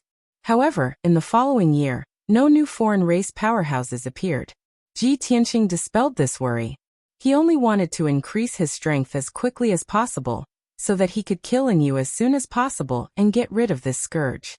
However, he had just come out of seclusion when he heard this bad news. It was only now that he realized that Enyu had reinforcements, and that there were quite a few of them. Huanglong, how many warships does Enyu have in total? Ji Tianqing looked at Huanglong Daoist with a serious expression, and asked in a deep voice. Huanglong Daoist thought for a moment and replied uncertainly. Our scouts don't dare to get close to the fleet. They can only observe from afar and gather information from the commoners. According to the scouts, there are no less than 30 warships, but there shouldn't be more than 50 of them either. When he heard this, Ji Tianqing's pupils shrank, and a look of shock flashed across his eyes. All of a sudden, there are so many battleships? According to the personnel of Enyu's warship, each warship has a martial god captain, and over 100 martial sage warriors and guards. If that's the case, doesn't that mean that he has 3,000 to 4,000 martial sages and over 30 martial gods? Huanglong Daoist was stunned on the spot. His body stiffened, and he couldn't help but suck in a breath of cold air. Yin Yao's body also trembled, and her expression became extremely serious. She muttered to herself, 3,000 to 4,000 martial sages and over 30 martial gods? That's 10 times the number of powerhouses on Xinwu continent. This is too exaggerated. When she thought of this, she looked at Ji Tianqing with a burning gaze and asked, Tianqing, could you have made a mistake in your estimation? If Enyu really has such a powerful force, then not only would he be able to flatten Xinwu continent, but he would also be able to rule the entire five elements realm. Ji Tianqing nodded and replied with a cold expression. I also hope that I have overestimated them. Otherwise, the five elements world will welcome a calamity of destruction. Huanglong Daoist finally recovered from the shock and asked worriedly, Master, 72 cities have fallen, and it is said that they have become the headquarters of the alien race. We are the closest to the 72 cities, and we can be invaded at any time. Over the past few days, the disciples had sent out most of their men to the northern region to defend with all their might. What else do we need to do? Ji Tianqing weighed the pros and cons and waved his hand. If Enyu really leads the fleet to attack the Pillar of Heaven's mountains, those ordinary martial artists will not be of any use. They will all become cannon fodder. The best defense is actually offense. Yin Yao had already guessed his intention. She nodded and said, You mean instead of waiting for death, why don't we take the initiative to attack? Just like last time, we will sneak into the 72 cities and assassinate the experts under Enyu's command. We will weaken his forces as much as possible. Ji Tianqing nodded slightly and said, That's right, that's right. In addition to assassinating non-humankind experts, we also need to gather information. We need to know the actual situation of Enyu, how many battleships and how many martial sages he has under his command. Huanglong Daoist quickly advised, Master, when you and your wife sneaked into the 72 cities to assassinate Enyu and his warriors, I did not object. That was because the situation at that time was not too bad. However, today is different. Enyu's forces are too terrifying. If you go there recklessly, you will be like a lamb in a tiger's den. Ji Tianqing looked at him calmly and asked, If we don't take the initiative to attack, what else can we do? Wait for death? Or run away? This. Huanglong Daoist fell silent, and did not know how to answer. It was impossible for them to wait for death. It was even more impossible for them to run away. The mighty Kenshin had not even seen the alien race's fleet. They had only heard that the 72 cities had fallen, and they had already run away in fear. This was the biggest joke in the world. Seeing that Huanglong Daoist was no longer trying to persuade him, Ji Tianxing said in a dignified tone, Huanglong, now that the alien race has invaded, Xinwu continent will definitely fall into chaos. We need to be fully prepared. Master and your wife will work together to sneak into the 72 cities to gather information and assassinate non-humankind powerhouses. You will stay at Tianzhu Mountain and gather as many disciples as possible. Tidy up the treasury and cultivation resources. Perhaps we will really have to give up on Tianzhu Mountain soon. Ah. Huanglong Daoist was stunned and revealed an expression of disbelief. He hesitated for a moment before asking, Master, the situation shouldn't be that bad, right? Ji Tianxing did not answer. Huanglong Daoist's heart grew heavier, and he did not say anything else. He bowed and said, Master, I understand what to do. Ji Tianxing nodded and left the study with Yin Yao. The two returned to their residence and packed up their things, preparing to head to the 72 cities. An hour later, the two of them were ready and left the Pillar of Heaven Palace together. However, the two stepped into the training hall and were about to fly up into the sky. A crack suddenly appeared in the sky above the training hall, and a dazzling icy blue light shone from it. In the next moment, a slim and graceful figure walked out of the crack. This graceful and beautiful woman with a noble and holy aura was martial god Luo Shui. She stepped across the sky and landed in front of Ji Tianxing and Yin Yao. When the two saw her, they hurriedly greeted her. Greetings, Divine Master. Greetings, Divine Master Luo Shui. After bowing, Yin Yao took the initiative to ask, Divine Master, weren't you cultivating in your divine kingdom? Why have you suddenly come to Tianzhu Mountain? Ji Tianxing did not speak, but he looked at Luo Shui with a puzzled expression. Luo Shui's clear eyes revealed a serious expression, and she said in a low voice, I have indeed been cultivating in my divine kingdom for the past few months. However, 8 days ago, I suddenly sensed a strange phenomenon in the Tianzhu divine kingdom. In less than 2 days, news came from the Tianzhu divine kingdom. That guy has indeed come out of seclusion. Moreover, he has already mastered the revolving star passage divine technique, and his strength has increased by another level. Ji Tianxing and Yin Yao were stunned when they heard the news. The two looked at each other, and their expressions became serious. Martial god Tianzhu has come out of seclusion? He has indeed mastered the divine technique, and he has increased by another level.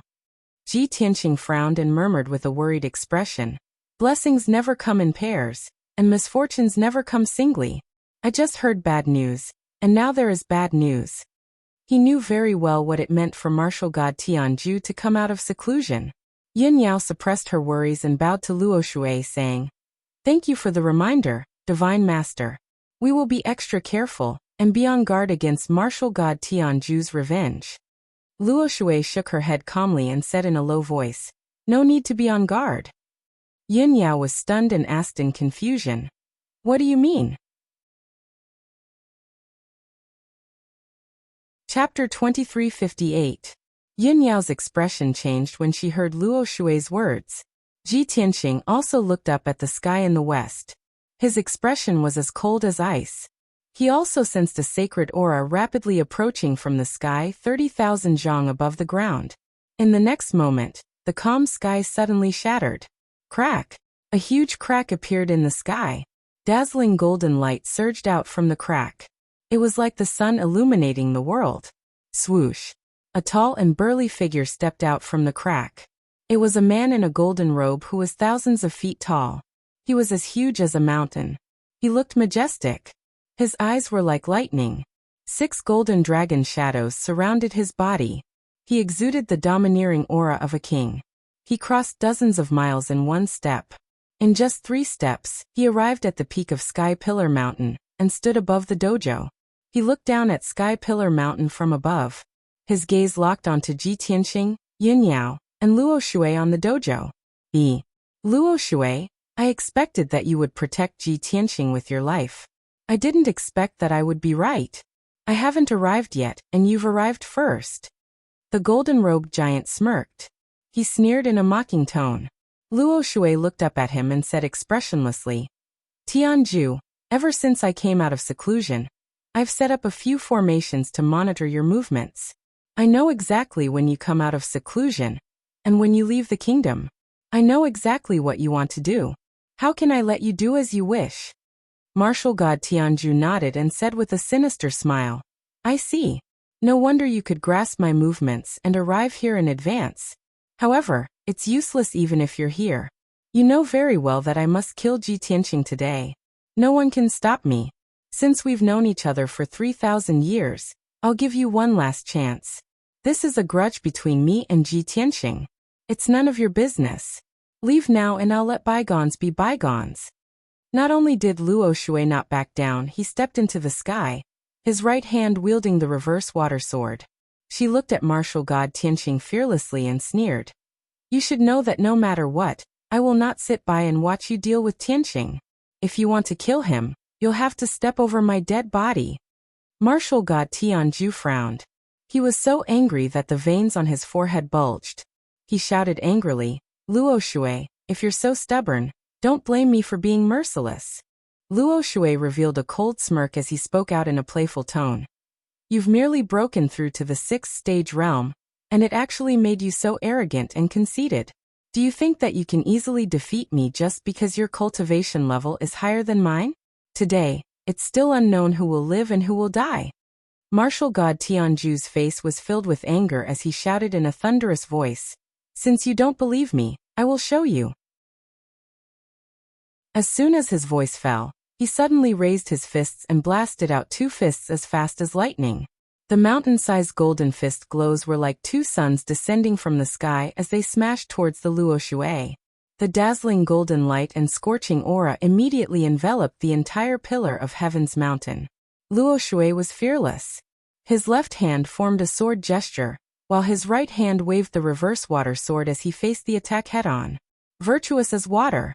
The reverse water sword released an icy blue brilliance that shot up to the sky as it instantly slashed out 36 icy blue sword glows towards the 2 golden fist shadows.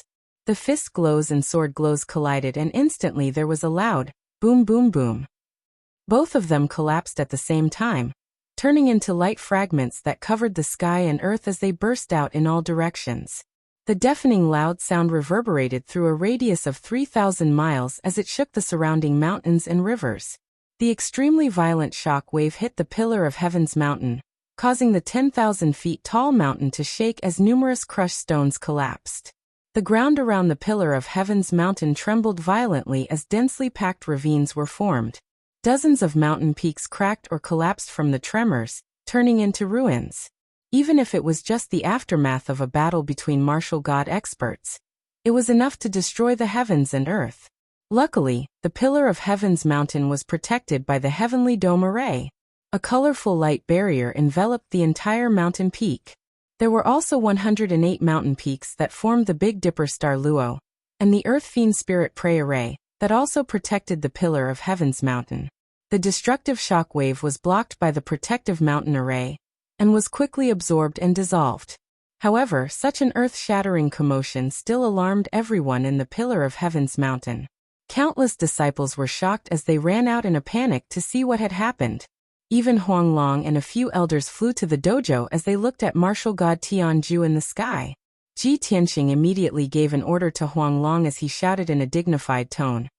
Huanglong, quickly gather the elders, deacons and disciples to jointly maintain the protective mountain array. No matter what, we must protect the foundation of the pillar of Heaven's mountain. Huanglong acknowledged the order, and hurriedly passed down the order to quickly assign tasks. After a while, he and a few elders were separated and arranged in a formation on the dojo. The deacons and disciples were also divided into 9 groups and stood separately on the dojo. Everyone was focused on channeling their arts to inject majestic energy into the heavenly dome array to increase the power of the protective mountain array. Naturally, the effect was immediate. The colorful light barrier that enveloped the entire mountain peak suddenly became dazzling, and almost doubled in thickness. At this time, Luo Shui rushed up to the sky again, and waved her sword at martial god Tianju. I thought you had really improved by leaps and bounds after you had mastered the divine skill. The result is so disappointing. Martial god Tianju was infuriated by her. With a hideous smile, he took out a huge sword that could split the heavens. His body emitted a golden light that shot into the sky and formed a pair of huge wings. Hee. That was just the appetizer. Now it's the real beginning. As he spoke, martial god Tianju held the huge sword with both hands and slashed down a sword light that was tens of thousands of feet long. Before the sword light arrived, the destructive and violent sword intent and invisible divine aura had already enveloped a radius of 1,000 miles. Luo Shui's expression was solemn as her body turned into a ball of icy blue light, and instantly stabbed out 365 rays of icy blue sword light. Whoosh whoosh whoosh. The icy blue sword light blotted out the sky and bloomed in the sky. It was as dazzling as a fairy scattering flowers.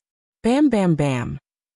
The huge golden sword that could split the heavens and earth slashed down and instantly shattered countless icy blue sword light, creating a loud explosion that shook the universe. In the blink of an eye, the icy blue sword light that filled the sky was destroyed. There were only 40 or so rays of sword light left. Just as they were about to hit martial god Tianju, he waved his left hand and created a golden and silver vortex. Stellar transposition. As martial god Tianju roared angrily, the vortex swallowed the icy blue sword light and disappeared without a trace. Luo Shui's ultimate sword technique had been easily neutralized by him. At the same time, the huge golden sword that could split the heavens and earth slashed down on Luo Shui. Bam! Although the power of the huge sword had been weakened by 70%. Luo Shui also used the reverse water divine sword to block the attack of the huge sword. Chapter 2359. Bam!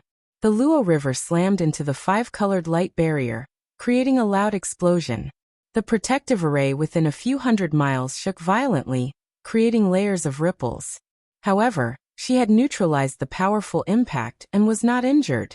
At this moment, Ji Tianxing and Yin Yao also rushed into the sky and attacked martial god Tianju together. If the heavens want to destroy a man, they must first make him mad. Tianju, you are not far from death. Ji Tianxing's face was cold as he shouted in a low voice.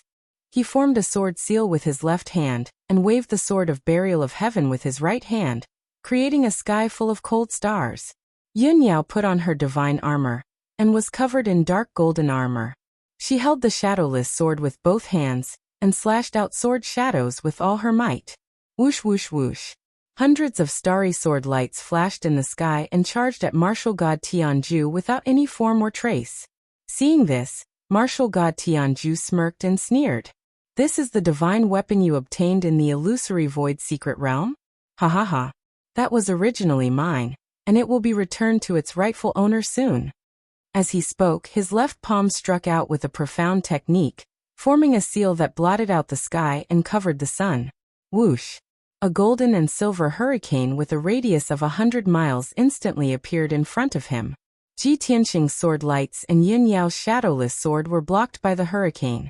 All the sword lights were swallowed by the hurricane and shattered into a torrent of stars.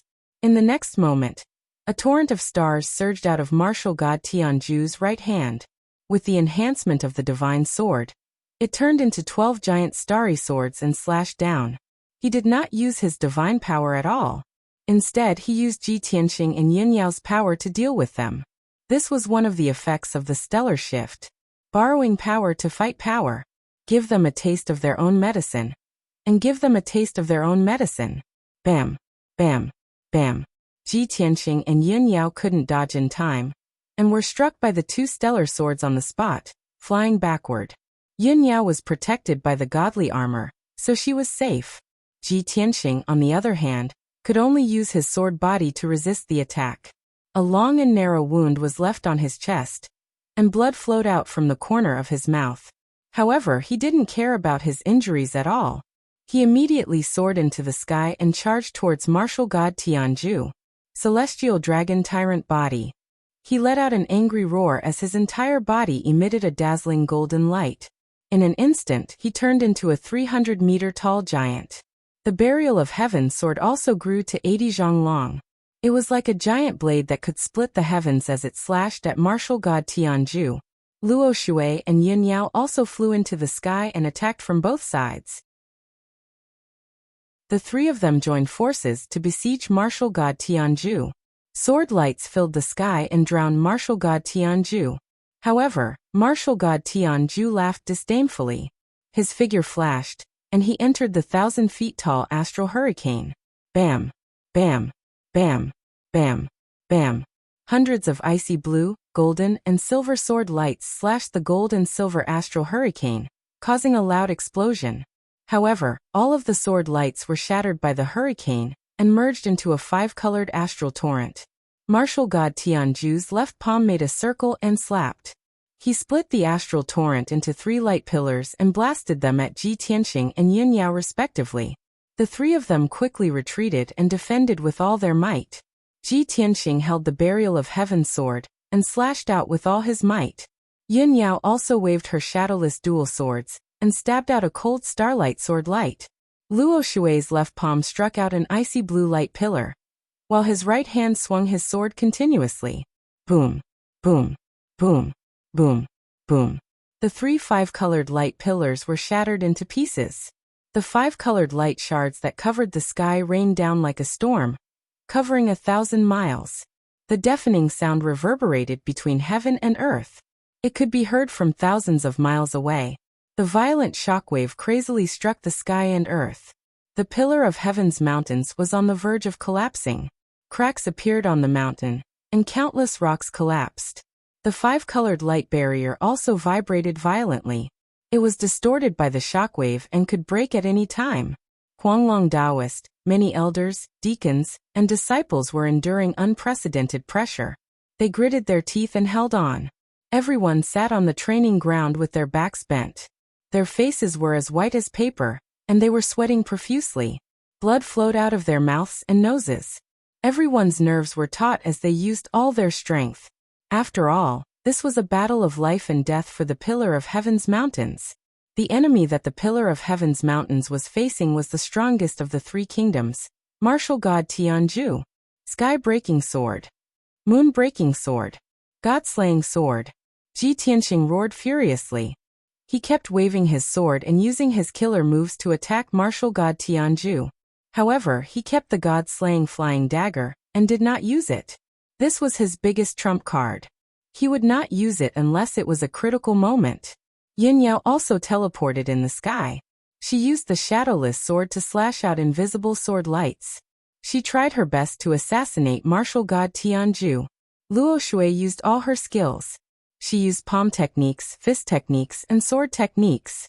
She also used sword formations and movement techniques. She tried her best to hold martial god Tianju back. Her strength was not far from martial god Tianju's. In a head-on battle, she would only be defeated after at least 10,000 moves. With Ji Tianxing and Yin Yao assisting from the side, the 3 of them gave martial god Tianju a lot of pressure. If martial god Tianju had not cultivated the revolving star passage divine technique, and could use the power of others, he would have been defeated by the 3 of them. The 2 sides fought fiercely in the sky. Gradually, the battlefield shifted to the north. After 15 minutes, the 2 sides had exchanged more than 1,000 moves. They were finally far away from the Pillar of Heaven's mountains. Only then did the Pillar of Heaven's mountains, which was on the verge of collapse, gradually calm down. The towering and majestic mountain was already riddled with scars, filled with ravines and cracks. The mountain protection formation that enveloped the peak of the mountain had dimmed. It was so thin that it was almost transparent. The thousands of disciples and deacons finally relaxed, revealing expressions of relief. Everyone fell to the ground. Their clothes were drenched in sweat. Their faces were pale as they panted heavily. In that short 15 minutes, they had used up almost all of their dermic powers. Even Huanglong and the other elders, who were the most powerful among them, were in a similar predicament. Not only were their hair disheveled, but they were also covered in sweat. There were also bloodstains on their faces. Soon an hour had passed. Ji Tianxing, Yin Yao, and Luo Shui gradually gained the upper hand. They forced martial god Tianju to retreat. At this moment, the 2 sides had exchanged more than 10,000 moves. They had used up more than half of their strength. Martial god Tianju was also covered in wounds. He was in a sorry state. His golden robe had become a pile of rags. His long hair was draped over his shoulders. There were more than a dozen wounds on his chest and back. Luo Shui was also heavily injured. Not only was he in a sorry state, but there were also bloodstains at the corner of his mouth. There were at least 9 wounds on his body. Ji Tianxing's injuries were similar to hers. His arms, legs, and back were all bloody. Only Yun Yao's injuries were the lightest. Other than her internal organs being injured and bloodstains at the corner of her mouth, she was not injured at all. Chapter 2360. On the surface, it seemed that Ji Tianxing, Yun Yao, and Luo Shui had the upper hand. However, in actual fact, both sides were evenly matched and no one had the upper hand. Luo Shui was a rank 5 martial god, and was only 1 rank lower than martial god Tianju. On the other hand, Ji Tianxing and Yun Yao were the most powerful among the martial sages. Both of them were gifted and had mastered powerful secret skills. They were also equipped with middle sacred weapons, and their combat powers were comparable to rank 1 or 2 martial gods. It was as if martial god Tianju was being attacked by 3 martial gods. Fortunately, he had mastered the revolving star technique, and was able to neutralize most of the attacks. Otherwise, he would have been defeated by the 3 of them. How could he have lasted until now? Damn bastards. They are only martial sages. How can their combat powers be so powerful? Martial god Tianju roared in his heart as he defended against the attacks of the 3. Back then, Kenshin was at the top of the mainland and no one was his match. At that time, martial god Tianju was jealous and dissatisfied. He was hostile toward Kenshin. However, he knew that he was no match for Kenshin, and he had endured it. He did not show any goodwill toward Kenshin, nor did he dare to provoke him. Now Kenshin had reincarnated. As a martial sage, he had stirred up the entire mainland and fought with martial god Tianju for so long. No matter how dissatisfied martial god Tianju was, he had to admit that Kenshin was a rare genius. This man has already grown to such a stage. If he recovers to the martial god realm, won't he be invincible again? No. Even if I am severely injured, I must kill him and eliminate all future troubles. Martial god Tianju thought to himself. He had made up his mind to kill Ji Tianxing no matter what. Heaven's domination. He suddenly let out a roar, and golden light that blotted out the sky and covered the earth gushed out from his body, merging into the heaven and earth within 1,000 miles. At the same time, he held the heaven-splitting sword tightly, and slashed out 3 rays of golden sword radiance that were 1,000 feet long. Instantly, the entire area within a radius of a few thousand kilometers was illuminated by the blinding golden light. A peerlessly terrifying divine might of heaven and earth enveloped the entire area, ruthlessly suppressing Ji Tianxing. He was suppressed until he bent down. His face was pale and he broke out in cold sweat. It was difficult for him to move his feet, let alone escape. At that moment of life and death, a thought flashed across Ji Tianxing's mind. Tianju is a bastard. He actually didn't care about Luo Shui and Yao Yao's siege, and risked his life to kill me. In just an instant, he made up his mind and used his ultimate life-saving skill. Secret skill. As he let out a low shout, his body instantly disappeared, blending into the world within a radius of 1,500 miles. Within this area, the sky, the earth, the mountains, and the ruins had all become one with him. Tianju was everywhere. Boom boom boom. Boom. Tianju, he heavens and heaven and earth, he was the heavens. Instantly, an earth-shattering noise exploded, shaking the heavens and spreading for thousands of miles. 3 deep chase-like chasms were created on the vast earth, hundreds of miles long and tens of thousands of feet deep. Endless dust burst out, covering the sky and the sun.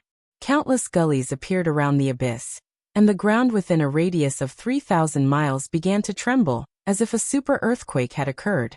This area was completely destroyed. All the mountains and forests were destroyed by the shockwave, and turned into ruins. The scene of destruction was like the punishment of the gods, and the punishment of the heavenly Tao. Even though Ji Tianxing had merged with 1,500 li of heaven and earth to block martial god Tianju's attack, Ji Tianxing still hadn't recovered from the shock. However, close to 1,000 miles of heaven and earth had been destroyed into ruins. Under such terrifying power, he was also heavily injured. His internal organs ruptured, and blood gushed out. Blood gushed out from his nose and mouth. His entire chest caved in, and dozens of bones in his body were broken. It was as if an ordinary person had been trampled by an elephant. Fortunately, martial god Tianju's ultimate killer move only destroyed close to 1,000 li of land. If he could destroy 2,000 miles in one strike, Ji Tianxing's corporeal body would be destroyed, and his divine soul would be severely injured. At the same time, Luo Shui and Yin Yao's attacks also hit martial god Tianju. Seeing that martial god Tianju was determined to kill Ji Tianxing without caring about anything, the two of them were anxious. Luo Shui's heart was burning with worry. She used all her divine power, and used her ultimate killer move. All water has its source, heaven and earth has its truth. Divine power 1,000 transformations, sword of true self. She shouted expressionlessly. Her body and divine soul turned into an icy blue light, and merged with the reverse water divine sword. The reverse water divine sword turned into 1,000 feet long ice crystal sword. It carried supreme divine power, and slashed at martial god Tianju, who was as big as a mountain. Yin Yao was worried about Ji Tianxing's safety. She also used all her power without holding back. Holding the shadowless dual swords, she used her most powerful ultimate move. A cold light covers heaven and earth. 2 sleeves light shakes the starry sky. As she shouted angrily, her body ignited with silver starlight that shot into the sky like a bright moon. The shadowless dual sword stabbed out 2 silver starlight ribbons, and pierced martial god Tianju's chest. Bam! Bam! Bam! A deafening sound exploded in the sky and reverberated throughout the universe. The sword of true self formed by Luo Shui slashed martial god Tianju's left shoulder. Golden light flashed and blood splattered across the sky. Martial god Tianju's broad shoulder was cut off by the sword of true self. The wound was very smooth, revealing the pale golden divine bone. Dark red blood flowed out. His thick and sturdy left arm was sent flying far away, falling from the sky. Almost at the same time, Yin Yao's 2 starlight ribbons pierced martial god Tianju's chest. Poof! His broad and sturdy chest was pierced with 2 large bloody holes that went through the front and back of his body. Through the hideous wound, the internal organs and bones in the chest could be clearly seen. Unfortunately, the wounds were slightly off. Otherwise, martial god Tianju's heart would have been shattered. Dark red blood poured out of the wounds like a tide. The violent impact sent martial god Tianju flying, and crashing into the ruins hundreds of miles away. The heart-wrenching pain made his body twitch, and he let out an earth-shattering roar. Ah, you 2 bitches, I swear I will tear you into pieces and burn your bones to ashes. He struggled furiously. He used his chi to shake off the dirt and rocks on his body, and climbed out of the ruins. Heavily injured, he was like an enraged beast that had completely lost his mind. He held the sky-splitting sword with both hands and charged at Luo Shui recklessly, slashing down. Luo Shui and Yin Yao's expressions changed, and they hurriedly used their techniques to block. At the same time, Ji Tianxing, who was also heavily injured, silently appeared behind martial god Tianju. His clothes were ragged and his hair was disheveled. His white robe had turned dark red and his injuries were extremely miserable. Chapter 2361. Whoosh! The golden light flashed high in the sky and disappeared in a flash. The 3-inch golden knife was the god-slaying flying knife. Ji Tianxing had not used it since the start of the battle. Now, the god-slaying flying knife had shown its power. Martial god Tianju was charging toward Luo Shui in a frenzy. He was not prepared for Ji Tianxing's sudden appearance, and sneak attack from behind with the flying knife. When he sensed that something was wrong and a chill of death rose from the bottom of his heart, it was too late. Bam! He was about to teleport away when he heard a muffled sound from behind him. Then a heart-wrenching pain spread from his chest to his brain. From the corner of his eye, he saw a ray of dark golden divine light shoot out from his chest and disappear in an instant. The violent impact caused his body to shake violently. He staggered a few steps forward before he stopped. He stood stiffly in the sky and slowly looked down at his chest. A third bloody hole appeared in his chest, which was already badly mutilated. This bloody hole was smaller than the previous two, but it was fatal. The bloody hole was where his heart was supposed to be. Now his heart had disappeared. Only a dozen pieces of broken flesh were left. His heart had actually been blasted apart by that golden light. Martial god Tianju immediately realized that after his heart was destroyed, his blood had stopped flowing. The life force of his physical body was also flowing away rapidly like a flood. He slowly turned around and looked at Ji Tianxing with a face full of shock. His eyes were filled with intense resentment. Ji. God. Fine. You actually. He roared in disbelief. His voice was hoarse and deep. As he spoke, blood spurted out from his nose and mouth. He could not accept this result at all. Ji Tianxing, who was only a martial saint, had destroyed his heart and destroyed his divine body that he had cultivated for thousands of years. Ji Tianxing stood in the sky tens of thousands of feet away from him.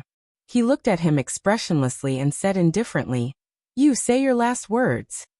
The cold and emotionless words were like a great humiliation. They made martial god Tianju go crazy. No. I am the strongest person in the continent. How can I be defeated? So what if my physical body is destroyed? You want to kill me? You must be dreaming.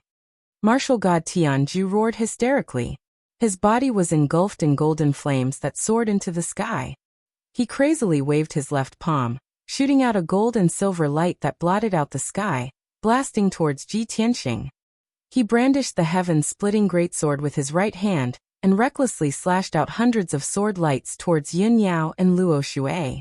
Even if his heart was shattered, his body could still hold on for a short period of time. This was the strength of a martial god expert. Ji Tianxing, Yin Yao, and Luo Shui hurriedly cast spells to block martial god Tianju's fierce attacks. Pung pung pung. The sword lights that were as dense as rain collided with each other with a loud bang, causing an earth-shaking explosion. The gold and silver light transformed into a 100-mile-wide whirlpool, trying to devour Ji Tianxing and shred him into pieces. Ji Tianxing had no choice but to retreat quickly. He repeatedly slashed out the starry sword light in an attempt to destroy the vortex.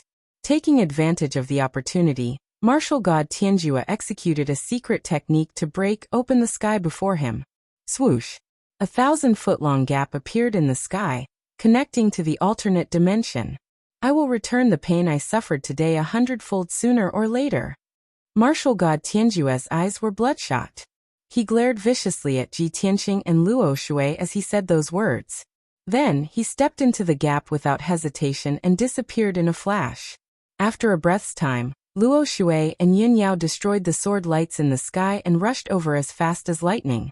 However, the gap had already healed. Martial god Tianjua had escaped into the alternate dimension, and was already far away from this place. No one knew where he was. Luo Shui was about to cast a spell to break open the sky and chase after martial god Tianjua. At this moment, Ji Tianxing finally dispelled the starry whirlpool. He hurriedly shouted, "Luo Shui, don't chase after them." Hearing his shout, Luo Shui hurriedly stopped casting and turned to look at him. "Tianxing, why don't you chase after them?" Yin Yao also looked at him with concern and checked his injuries. Ji Tianxing's injuries were extremely miserable. His spiritual power and divine soul aura were also very weak.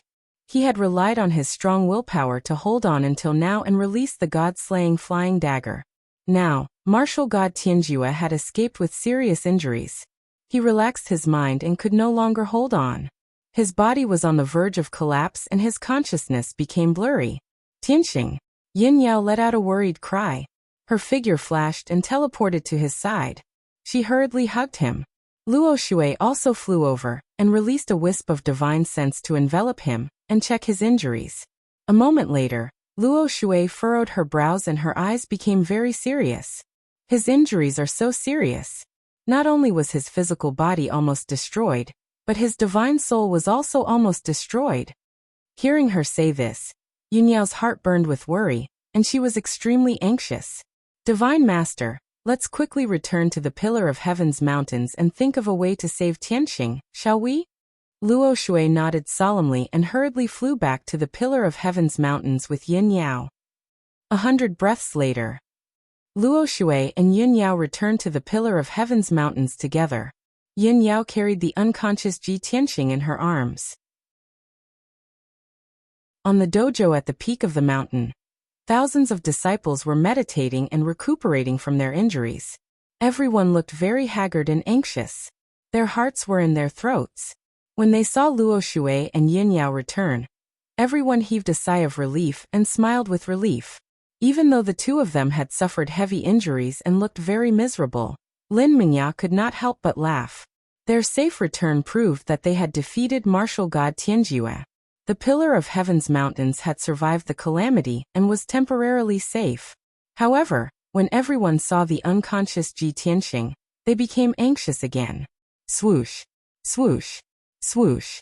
Huanglong Taoist and a few elders hurriedly came forward and surrounded Luo Shui and Yin Yao. They looked at Ji Tianqing with concern. Mistress, how are Master's injuries? Divine Master Luo Shui, what happened to our Grandmaster? Luo Shui glanced at them and said sternly, Tianqing is seriously injured and unconscious. However, his life is not in danger. You don't have to worry. I will treat his injuries. You should quickly comfort the disciples and be on full alert. Huanglong Taoist hurriedly cupped his fists and bowed. He said solemnly, I understand. Please don't worry, Divine Master. Then, he turned and left with a few elders to comfort the disciples. Luo Shui and Yin Yao brought Ji Tianqing, and quickly entered the secret chamber of the Pillar of Heaven's Mountains Palace. The secret chamber was dimly lit and filled with rich five-colored spirit qi. Yin Yao carried Ji Tianqing, and placed him on the ice jade bed in the corner. Luo Shui walked to the bed and stood still. He instructed Yin Yao, you are also seriously injured. Quickly go and treat your injuries. Leave Tianqing to me. Yin Yao shook her head and said, No, I have the divine armor to protect me. My injuries are not serious. Let's help Tianqing treat his injuries together. Luo Shui saw that her attitude was firm, and did not try to persuade her anymore. She formed hand seals with both hands and sent out a dense icy blue light into Ji Tianqing's body to treat his injuries. Chapter 2362. Soon 2 days had passed. The Pillar of Heaven's mountains regained its tranquility, and the disciples cultivated as usual. Only Huanglong Taoist and a few elders had been waiting outside Ji Tianqing's secret chamber, patiently waiting for news. In the secret chamber, Luo Shui had been casting spells continuously for 2 days and 2 nights. She was already mentally exhausted and looked tired. After all, she was also seriously injured and had not rested. Yin Yao's situation was slightly better, but she was also dispirited and looked tired. Finally, Luo Shui stopped and ended the spell. Yin Yao followed closely behind, and also retracted her magic power. Phew! Luo Shui let out a long breath and revealed an expression of relief. All right, I've already controlled Tianqing's divine soul injury. It's no longer a big problem. He'll be able to wake up after resting for 1 more day. Hearing her say so, Yin Yao was relieved and nodded. Thank you, Divine Master. You're also seriously injured. Hurry up and heal your injuries. Luo Shui nodded and said, Don't force yourself. Heal your injuries and recover your vitality as soon as possible. Don't affect the child in your belly. I'm going back to the Divine Kingdom. Only in the upstream Divine Altar can I heal my injuries as soon as possible. If there's any situation or news, send me a message. Yin Yao quickly nodded and said, Understood. Divine Master, go back and heal your injuries. Luo Shui did not say anything else. Her figure flashed and broke through space and teleported away. After she left, Yin Yao got up and walked out of the secret chamber. Huanglong and a few elders, who had been guarding the door, quickly surrounded her and asked about the situation with concern. Mistress, how's Master's situation? Yin Yao nodded to everyone and comforted them. Don't worry. Tianqing's injuries are no longer serious. He'll wake up soon. Now that the Pillar of Heaven's mountains is in a critical situation, you must not slack off. Keep an eye on the 72 cities at all times. If there's anything unusual, report it immediately. Huanglong Taoist and a few elders were finally relieved. They quickly bowed and said, "Yes, mistress." Yin Yao gave a few more instructions and asked everyone to leave. After Huanglong and the other elders left, she returned to the secret chamber and began to heal her injuries and recover her magic power. A day later, Ji Tianxing woke up. However, his injuries were too severe. His face was still pale, and his aura was very weak. Although Yin Yao was healing herself, she was constantly paying attention to his condition. Seeing that he was awake, Yin Yao quickly ended the treatment and came to him to ask about the situation. "Tianxing, are you feeling better?" "Yes, the situation is much better." Ji Tianxing nodded.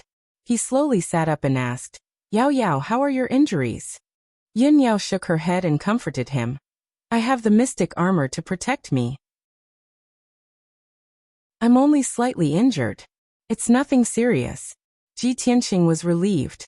He turned his head and looked around the secret room. Seeing that there was only him and Yin Yao in the secret room, he asked, "Where's Luo Shui? How is she?"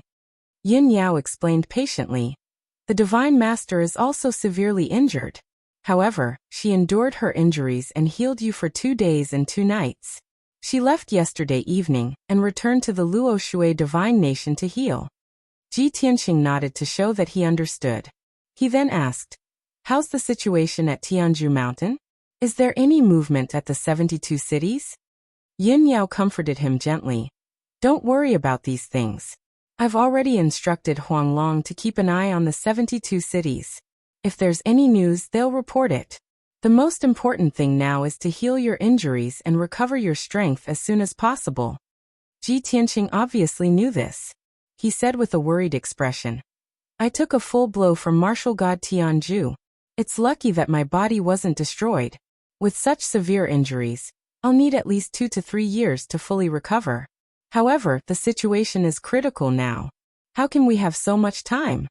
Yin Yao thought for a moment and said with a serious expression, "If that's the case, then we can only go to the Divine Pagoda to heal." Ji Tianxing nodded and said, "Yes, that's the only way. The flow of time on the 6th floor of the Divine Pagoda is 50 times faster than the outside world. I only need half a month. I hope that after Yu takes over the 72 cities, he'll rest for a period of time." Yin Yao's expression became more and more serious. Her heart was filled with worry. "I'm just worried that Yu won't give us that much time." Ji Tianxing thought for a moment and said, "The only thing we can do now is to send a message to Luo Shui. We'll discuss with her and see if she has any ideas." Yin Yao quickly took out a communication jade slip and sent a message to Luo Shui. The two waited patiently for half an hour before they received Luo Shui's reply. Yin Yao cast a spell and opened the communication jade slip. A light screen lit up in front of her, and an image appeared. In the image, there was a huge ice blue altar. At the top of the altar, there was a huge water ball. It was half black and half blue and looked extremely mysterious. Luo Shui was wearing an ice blue dress. She had an elegant and noble temperament. She sat cross-legged in the water ball and was circulating her energy to heal her injuries. She closed her eyes and said calmly, "I've already heard about you leading a large number of warships and foreign race experts to invade the 72 cities. Therefore, I've sent out a large number of elite scouts to keep an eye on the 72 cities' movements and keep an eye on them. And Yu's wild ambition is obvious. His next target will definitely be the Pillar of Heaven's mountains. However, you don't have to worry. Go to the Divine Pagoda and enter seclusion to heal your injuries. Once I've recovered, I'll head to the 72 cities first to assassinate the foreign race experts. I'll obstruct their plan of attack and buy time for you." As soon as she finished speaking, the image on the light screen gradually disappeared. Yin Yao relaxed her brows and said with a smile, "Tianxing, God Lord Luo Shui really has a plan. She's circulating her energy to heal her injuries in the upstanding water divine altar. She should be able to recover soon. If she personally heads to the 72 cities to assassinate the foreign race experts, she'll definitely be able to achieve miraculous results." Ji Tianxing nodded and said with a gratified expression, "The ancestor demon god wants to kill me. Martial god Tianzhu also wants to kill me. Even in you and the foreign race experts want to take my life. Now that we're in an extremely dangerous situation, only she will help us wholeheartedly." Yin Yao nodded in agreement and said, "That's right. We and the Luo Shui divine nation will live and die together. We must work together to resolve this crisis." Ji Tianxing's eyes were burning. He said with confidence and determination, "Even if there are thousands of dangers, they won't be able to defeat me. Once I return to the God realm, I'll definitely kill all the demon race, martial god Tianju, and the foreign race. Believe me, that day will come very soon." Yin Yao looked at him expectantly and nodded heavily. Then Ji Tianxing took out the small golden pagoda and cast a spell to open a light door. He and Yin Yao stepped into the teleportation light door and left the secret room in a flash. Swoosh! In the next moment, the two crossed thousands of miles and entered the Jiutian Tenju Tower. They appeared on the altar on the 5th level of the Divine Pagoda.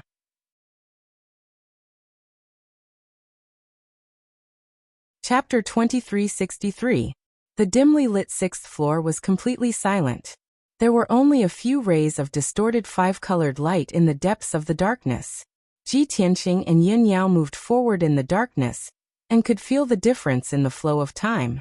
Although the situation at Pillar of Heaven's mountains was critical, and there was not much time left for them, before they went into seclusion to recuperate, the two of them still went to visit Jiku. Jiku was cultivating in seclusion in the distorted space-time. She lay in the darkness calmly, and was in a state of deep concentration. She was unaware of everything around her. A layer of pale golden flames enveloped her body, and made her look even more noble and mysterious. Ji Tianxing and Yin Yao were surprised that Jiku's strength had improved tremendously, and she had reached the 2nd level of the martial sage realm. Moreover, she had obtained the inheritance of the mysterious demon god, and had been cultivating in the darkness. Her strength would definitely increase tremendously. Ji Tianxing observed for a while, and suddenly realized something. The pale golden flames around Jiku's body was like a protective shield. The flames surged slowly like flowing water, faintly condensing into a strange scene. The most obvious pattern was that of a fire bird. Its body was long and elegant, and its wings and tail were long and narrow. It was a pity that the flames flowed continuously and the pattern of the fire bird was faintly discernible. Ji Tianxing and Yin Yao observed for a while, but could not see clearly what kind of demonic beast it was. The two of them did not want to disturb Jiku's cultivation. They suppressed their doubts and turned to leave. Then, the two of them sat down in the darkness and took out a large number of elixirs and spirit stones. They started to recuperate and recover their powers. Time passed very quickly. Unknowingly, a year had passed in the darkness. After a year of recuperation, Yin Yao's injuries had healed and she had returned to her peak state. She continued to cultivate in seclusion, and tried her best to increase her strength and break through to the 8th level of the martial sage realm. Ji Tianxing's injuries were too serious. Even though he had spent a year and consumed a large number of spirit stones and elixirs, his injuries had not healed completely. In order to completely heal his injuries, he had to recuperate for another year before he could return to his peak state. A year had passed in the dark space, but only 7.5 days had passed in the outside world. It was noon that day. Among the 72 cities, Heaven-Reaching City was located in the middle. This ancient city with 3,000 years of history occupied an area of 200 miles in radius. The city walls were 300 meters tall and were extremely majestic. The city was surrounded by vast plains, and it was only several thousand miles away that there were endless towering mountain ranges. All this time, Heaven-Reaching City had been very prosperous, with more than 4 million people under its rule. Moreover, the resources around Heaven-Reaching City were abundant. Not only were there endless medicinal gardens, but there were also more than a dozen large spirit stone veins. However, after Yu led his fleet to invade the 72 cities, he took over Heaven-Reaching City. He and the other captains used a secret technique to control the Sky-Reaching City Lord, Vice City Lord, Garrison General, and other experts. The soldiers and commoners in the city could only choose to submit under the pressure of the experts of the Heaven Punisher race. After half a month of reorganization, the entire Heaven-Reaching City fell under Yu's control. He used this place as his capital to control all 72 cities. At that moment, 20 battleships that were 1,000 meters long were gathered in the sky above heaven-reaching city. 2,000 warriors of the Heaven Punisher race were waiting in the battleships. A strong murderous aura shrouded the entire heaven-reaching city, causing the heavens and earth to darken. The commoners in the city were anxious and trembling. They hid in their homes and did not dare to show their faces. Everyone was guessing that the foreign tribe army was about to set off again. However, they did not know which force was going to suffer this time. Inside the city lord's mansion, more than 20 experts of the Heaven Punisher race had gathered in the meeting hall. And Yu, who was dressed in golden armor, sat at the head of the table, looking high and mighty. 20 captains in silver armor stood on both sides of the hall. They were all experts of the martial god realm. And Yu looked at the crowd sternly and said in a deep voice, "Everyone, according to General Fulong's orders and instructions, we have to advance slowly and steadily. Only in this way can we successfully realize our plan to rule this world. It has been half a month since we took over the 72 cities. After half a month of planning and reorganization, we have completely taken control of the 72 cities. Some follow-up work is still in progress. Soon this place will become our base camp, the most solid fortress. However, today the time is ripe. We will set off again and point our swords at the pillar of heaven's mountains." And Yu's stern voice reverberated in the hall. After he finished speaking, the captain in silver armor said, "Deputy Generalin, we have been bored during this period of time. With our strength, we can crush the entire world. Why do we have to be so cautious?" The other captains nodded in agreement and chimed in impatiently. "We should have led the troops to set off a long time ago to flatten the pillar of heaven's mountains and attack the Luoshui Holy Kingdom. As the saying goes, speed is the most important thing in war. If we delay like this, the people of the pillar of heaven's mountains will be scared out of their wits and run away in advance. We have to be so cautious when dealing with a small pillar of heaven's mountains. Won't we have to spend a few hundred years attacking the 3 holy kingdoms in the future?" In the end, many captains were unhappy with Yu's high position. However, the captains did not dare to complain to the dragon's subduing general. Instead, they frowned at Yu and expressed their opposition. Yu knew everyone's reaction and mentality. He was not angry. Instead, he said sternly, "I can completely understand everyone's feelings. Therefore, we will set off today and attack the pillar of heaven's mountains. Since all the captains are so impatient, I also wish you all success in your endeavors. After we take down the pillar of heaven's mountains, the dragon subduing general will reward us according to our merits. Let's go." And Yu waved his hand and gave the order to set off. He stepped across the hall and walked towards the door. The 20 captains followed closely behind. However, as soon as Yu reached the entrance, he saw 2 black-armored guards rushing towards him with hurried expressions. "Generalin, something bad has happened. General, there is an urgent report from the front line. There is enemy news." 2 guards clad in black armor rushed to the entrance as fast as lightning, bowed to Yu, and reported the situation with an anxious tone. Yu stopped in his tracks and frowned. With a sullen face he asked, "What happened? Why are you so flustered?" The 20 captains behind Yu were also puzzled. Their gazes gathered on the 2 guards. The 2 guards did not dare to talk nonsense and quickly reported the truth. "Generalin, just this morning, Qingyuan City in the south was suddenly invaded by an expert. More than a dozen elite soldiers guarding Qingyuan City were all killed by a mysterious powerhouse. After the mysterious expert left Qingyuan City, he sneaked into the nearby Chang'e City and assassinated 9 elite soldiers. Captain Qi Ling, who was guarding Chang'e City, personally went to stop the mysterious expert, but was killed on the spot." Chapter 2364. What? Captain Qi Ling was killed? And Yu's expression suddenly changed. His eyes narrowed as a trace of shock flashed across his eyes. When the 20 captains heard this news, they all revealed expressions of disbelief and exclaimed in surprise. "How is this possible? Wasn't Qi Ling a second-level martial god? Was that mysterious powerhouse also a martial god? Where did this mysterious powerhouse come from?" How many people were there? What did that mysterious powerhouse look like? Which organization did he belong to? Everyone found this unbelievable and began to question the guards who had sent the message.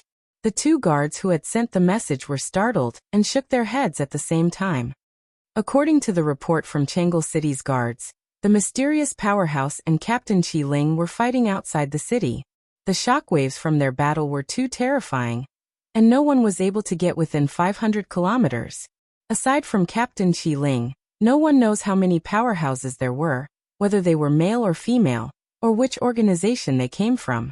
This answer stunned Yu and the other captains, and their expressions became rather strange. Everyone frowned and began to whisper to each other. Even now we don't know who the opponent is? Isn't this too ridiculous? The guards of Qingyuan City were killed, and Captain Qi Ling was killed as well.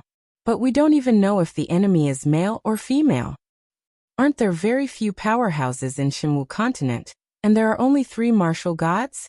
If the mysterious powerhouse was acting alone, then he must be one of the 3 martial gods. What do we do now? If the mysterious powerhouse could kill Qi Ling, then he must be able to kill the other captains as well. 1 or 2 captains might not be a match for that person. We need to work together to kill him.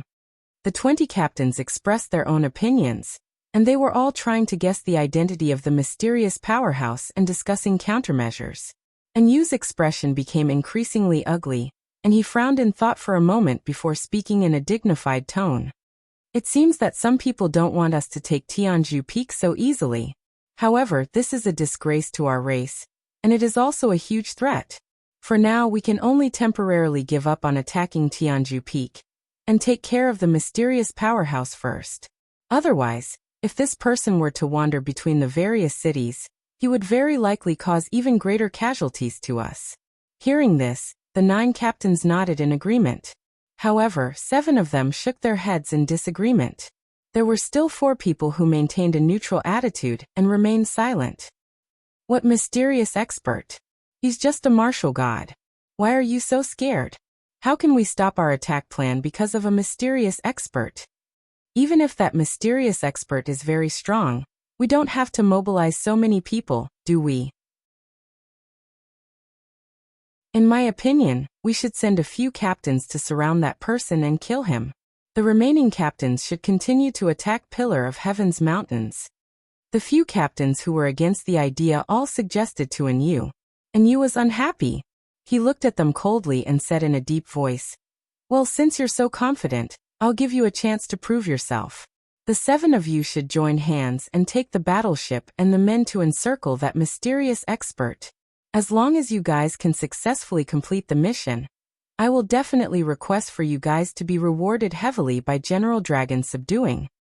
Hearing his words, the 7 captains all frowned and had different opinions.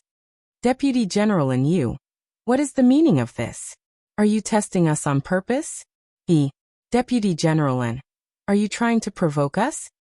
Seems like Deputy General is looking down on us. If that's the case, we'll accept this mission and kill that bullshit expert so that Deputy General can take a good look at us. Deputy General, please remember what you said just now. Set up the celebration banquet and wait for our triumphant return. Let's put it bluntly. You can send us to encircle that mysterious expert, but you can't bring your men to attack Pillar of Heaven's mountains and take all the credit for yourself. You have to wait for us to come back.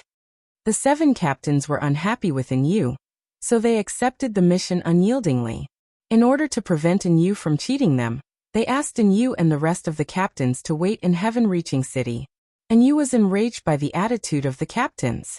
He sneered and said, "All right, I'll set up the celebration banquet and wait for you guys to come back at the governor's mansion. Of course, you have to end this quickly and don't affect our attack plan. I'll give you guys 5 days at most." The 7 captains held their heads high and sneered confidently. "Don't worry, Deputy General An's celebration banquet is mine. 5 days? That's more than enough. If we complete the mission ahead of time, will Deputy General give us an extra reward?"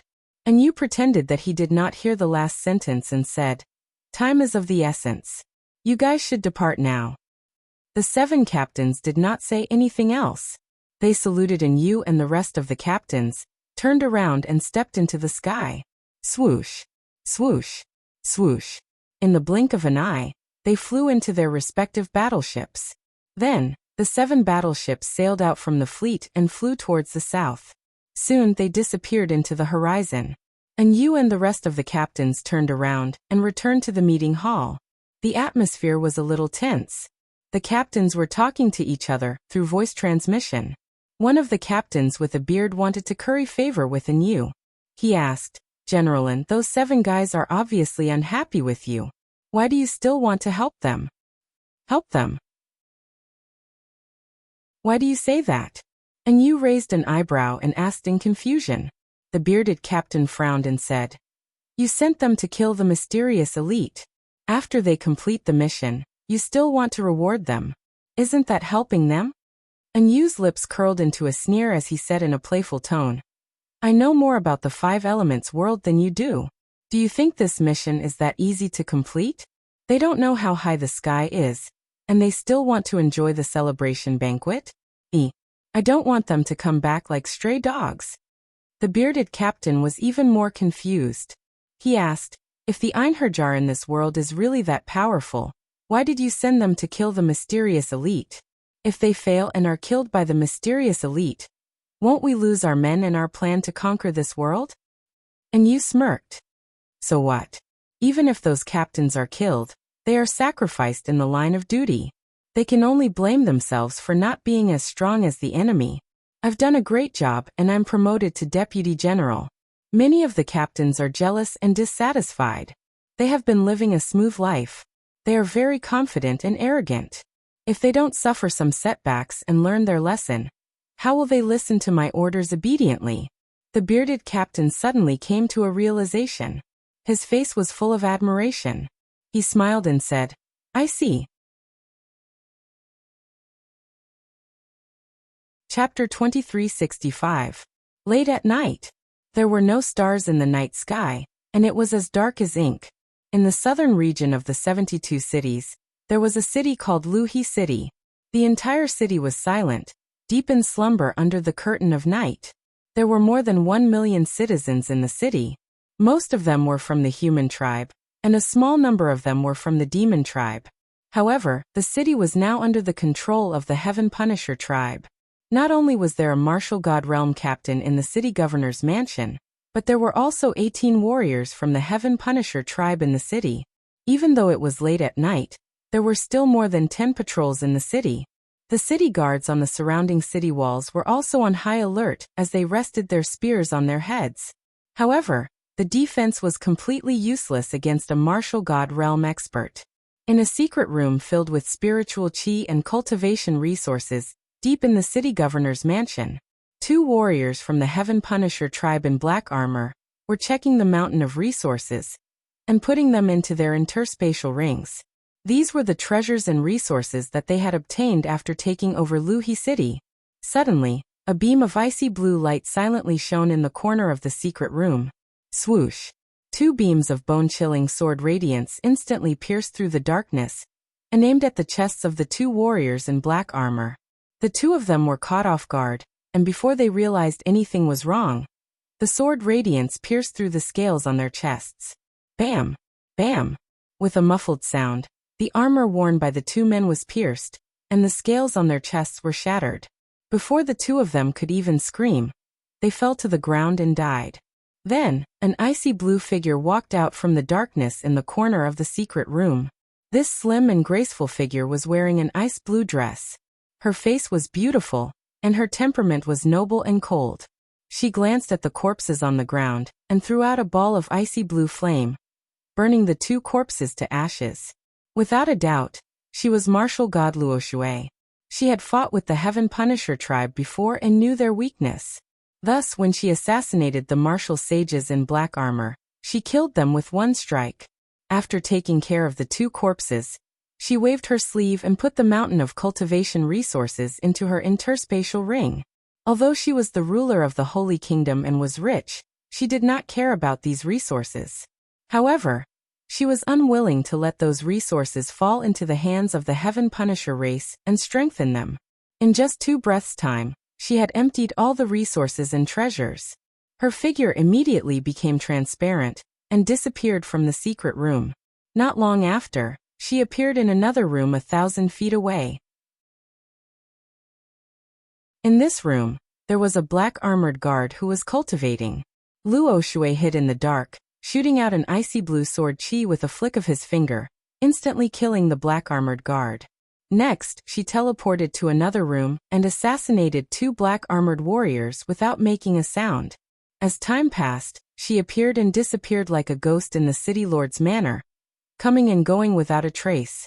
In the short span of an hour, she had consecutively killed 12 black armored warriors. With her divine consciousness, she discovered that there was only one martial god realm captain left in the city lord's mansion. There were also 6 black armored warriors scattered around the city walls. Luo Shui decided to kill the captain first before dealing with the remaining black armored warriors. The study of the city lord's manor was brightly lit. A middle-aged man who was as muscular as a rhinoceros and wore silver armor sat before a tall table, frowning as he pondered something. He was the captain of the battleship Nebula, a 3rd-level martial god realm expert. Ever since the Heaven Punisher race had taken over the 72 cities, Nebula had been busy. In order to completely control Luhi City and plunder as many resources and treasures as possible, he was worried sick. Not long ago, he had received a message from Anu. It was said that a mysterious expert had infiltrated the 72 cities and was assassinating the captain and the Heaven Punisher warriors. Up until now, more than 30 warriors had been killed, and Captain Qi Ling had also been assassinated. Anu reminded him to be more alert and to report immediately if there were any abnormal situations. When Nebula heard the news, he was worried and was considering how to deal with it. At this moment, an extremely cold and dangerous aura instantly appeared from the corner of the study. Nebula, who was in deep thought, was startled awake when he sensed the cold aura. He almost instinctively turned around and punched behind him. At the same time, a dazzling icy light pierced his chest and was about to pierce his armor. Boom! In a deafening explosion, Nebula's fists hit the icy light. A shockwave that could destroy heaven and earth instantly exploded in the study. Boom! Visible icy blue ripples swept through the entire city lord's manor and spread in all directions. It was about to affect half of Luhi City. The city lord's manor was destroyed on the spot. Palaces, houses, and courtyards were reduced to rubble by the shockwave. Hundreds of people in the manor were instantly killed and turned into dust. They were buried in the ruins. Nebula was also sent flying by the shockwave. He rolled and smashed into the street 10 miles away. The straight and wide limestone street had long been twisted and broken. After Nebula landed, he created a deep hole in the ground and dust flew up into the air. He felt intense pain in his internal organs and blood kept flowing out of the corner of his mouth. Intense shock filled his mind. He crawled out of the ruins with a horrified expression and flew into the night sky. Damn it! Who sneaked an attack on me? How could they be so powerful? Could it be the mysterious powerhouse that General N mentioned? Nebula did not hesitate to draw his bronze saber and put on a defensive posture. He looked around with a malicious gaze. At this moment, the night sky above his head lit up again with an icy blue light. Swoosh! A giant icy blue sword that was thousands of feet long slashed down from the sky. Before the sword light arrived, the bone-chilling cold had already locked onto Nebula's soul. His body was cold and stiff, and he could not move an inch. At the moment of life and death, he could only wave his saber and desperately slash out 3 blood-red saber lights to block the icy blue sword. Bang! Bang! Bang! The blood-red saber lights collided with the icy blue sword, causing an earth-shattering explosion. The icy blue sword shattered into millions of ice crystal fragments and scattered in the night sky. The blood-red saber lights also collapsed. Nebula was once again sent flying and smashed into the ruins below. Another huge hole was created in the ground and more than 10 ravines split open. The entire Luhi city shook violently as if a super earthquake had occurred. The people in the city were awakened and ran away in panic, letting out cries of fear and despair. The previously silent city suddenly became noisy and chaotic. Nebula did not have time to care about the situation in the city. He cursed with a ferocious expression and turned to fly towards the north. He didn't even get to see who his opponent was before he was severely injured. He knew very well that if he continued to stay in Luhi City, he might lose his life. In order to save his life, he was willing to give up Luhi City. Swoosh! Nebula, who was shocked and flustered, teleported 300 miles away and fled to the sky above the wasteland outside the city. However, the other party seemed to have expected him to escape.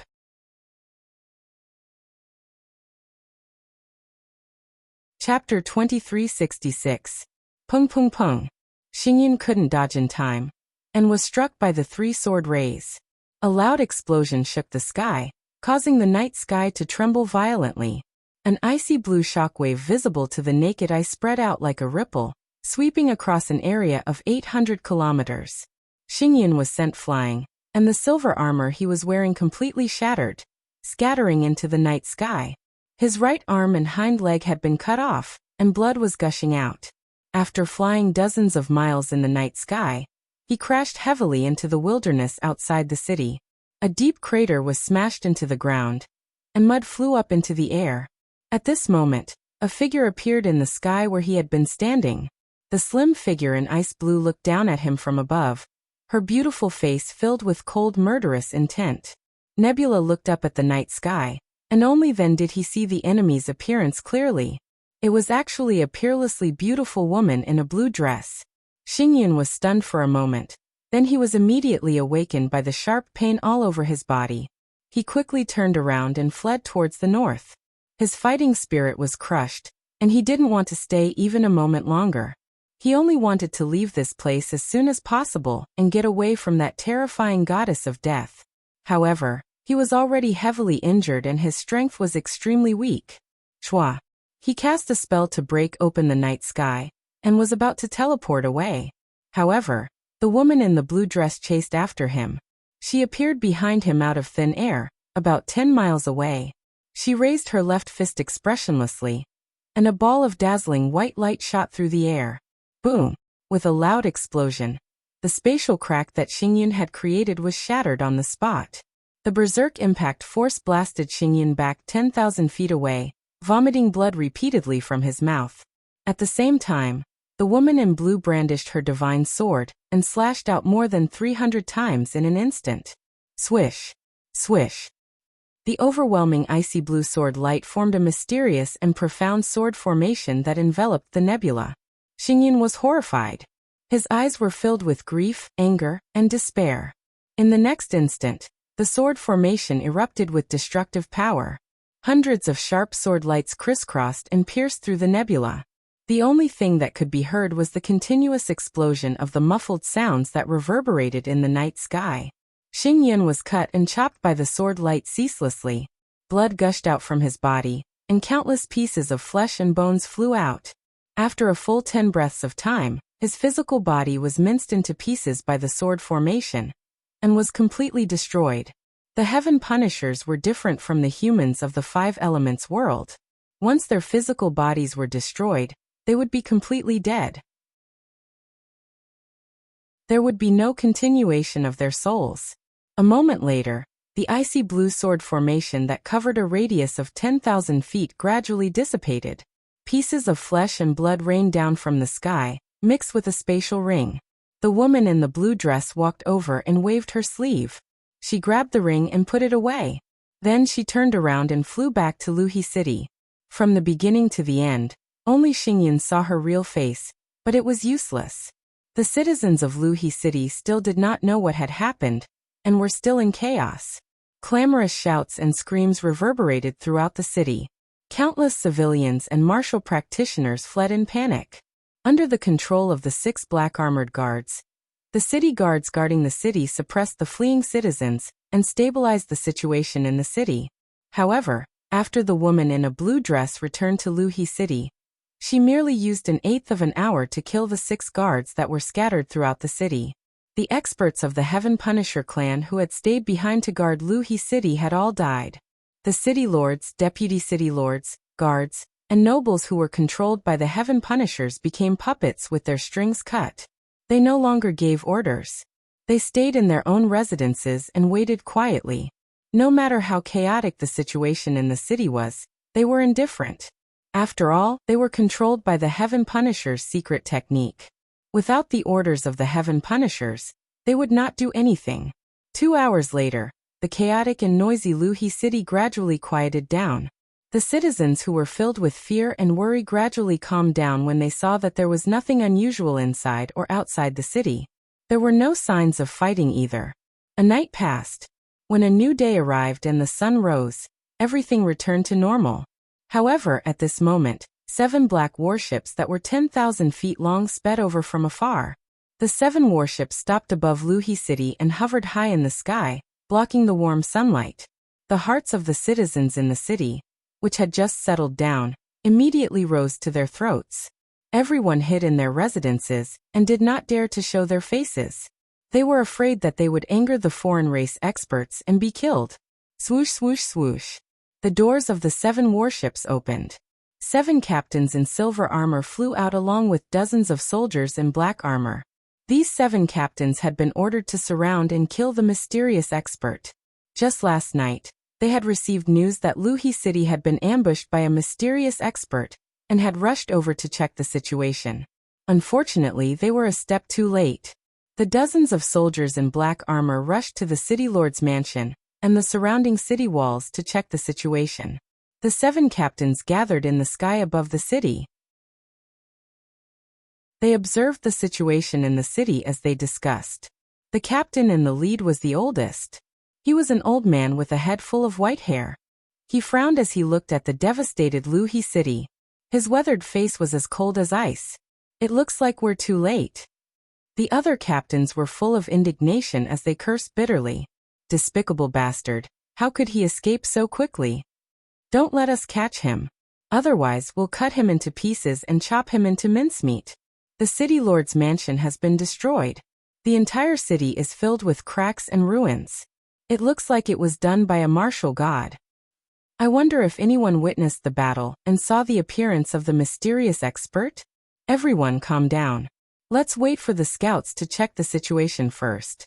15 minutes later, the dozens of soldiers in black armor returned to the sky and reported the news to the 7 captains. My lords, the city lord's mansion has been destroyed. No one is left alive. The battle ended 6 hours ago. The soldiers guarding Luhi city were all killed. However, no one saw the mysterious expert. My lords, I found traces of a battle in the wilderness outside the city. There's also the remains of Captain Xingyun's body. The 7 captains' faces changed when they heard the news of Xingyun's death. Shock filled their eyes. What? Captain Xingyun was really killed? How could this be? Could it be that Xingyun didn't even have a chance to escape? Xingyun had reached the level 3 martial god realm, but he was still killed by the mysterious expert. How powerful is that person? After the mysterious expert succeeded in the assassination, he quickly left and waited for the opportunity to find his next target. This is troublesome. How can we guess the whereabouts of the mysterious expert? How can we find him? The captains discussed among themselves. Their faces were filled with worry. Previously, when they were in front of Yu, they were full of confidence and acted as if they could capture him easily.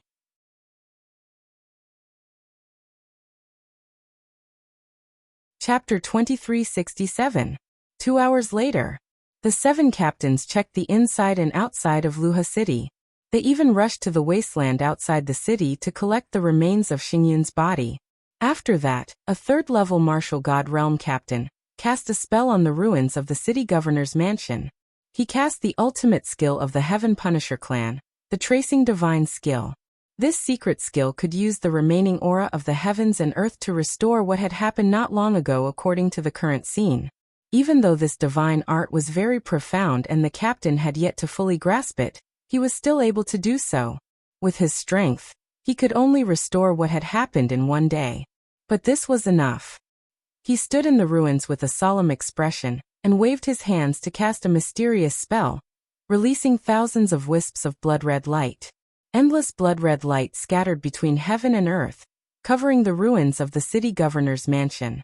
The other 6 captains were all standing outside the ruins, looking on with anticipation. After about 15 minutes, the captain finished casting the spell. Swoosh. In the sky above the ruins, thousands of wisps of blood-red light condensed into a 30-meter-long light screen. A blurry image appeared in the dark red light screen. It was the city governor's mansion before the incident. As the image changed, an icy blue sword light suddenly flashed. A pair of iron fists that were as black as dragon claws fiercely hit the sword light. Instantly, a destructive shockwave exploded in the city governor's mansion. The huge city governor's mansion was immediately destroyed into ruins, and countless ravines appeared on the ground. Then, a burly figure soared into the sky and flew out of the city. A wisp of icy blue light streaked across the sky and chased after the burly figure, disappearing from the image. After a few breaths, the dark red light screen dissipated. The captains looked at each other in shock and confusion. Although the image was blurry, they could vaguely see that the burly figure was the captain of Xingyun.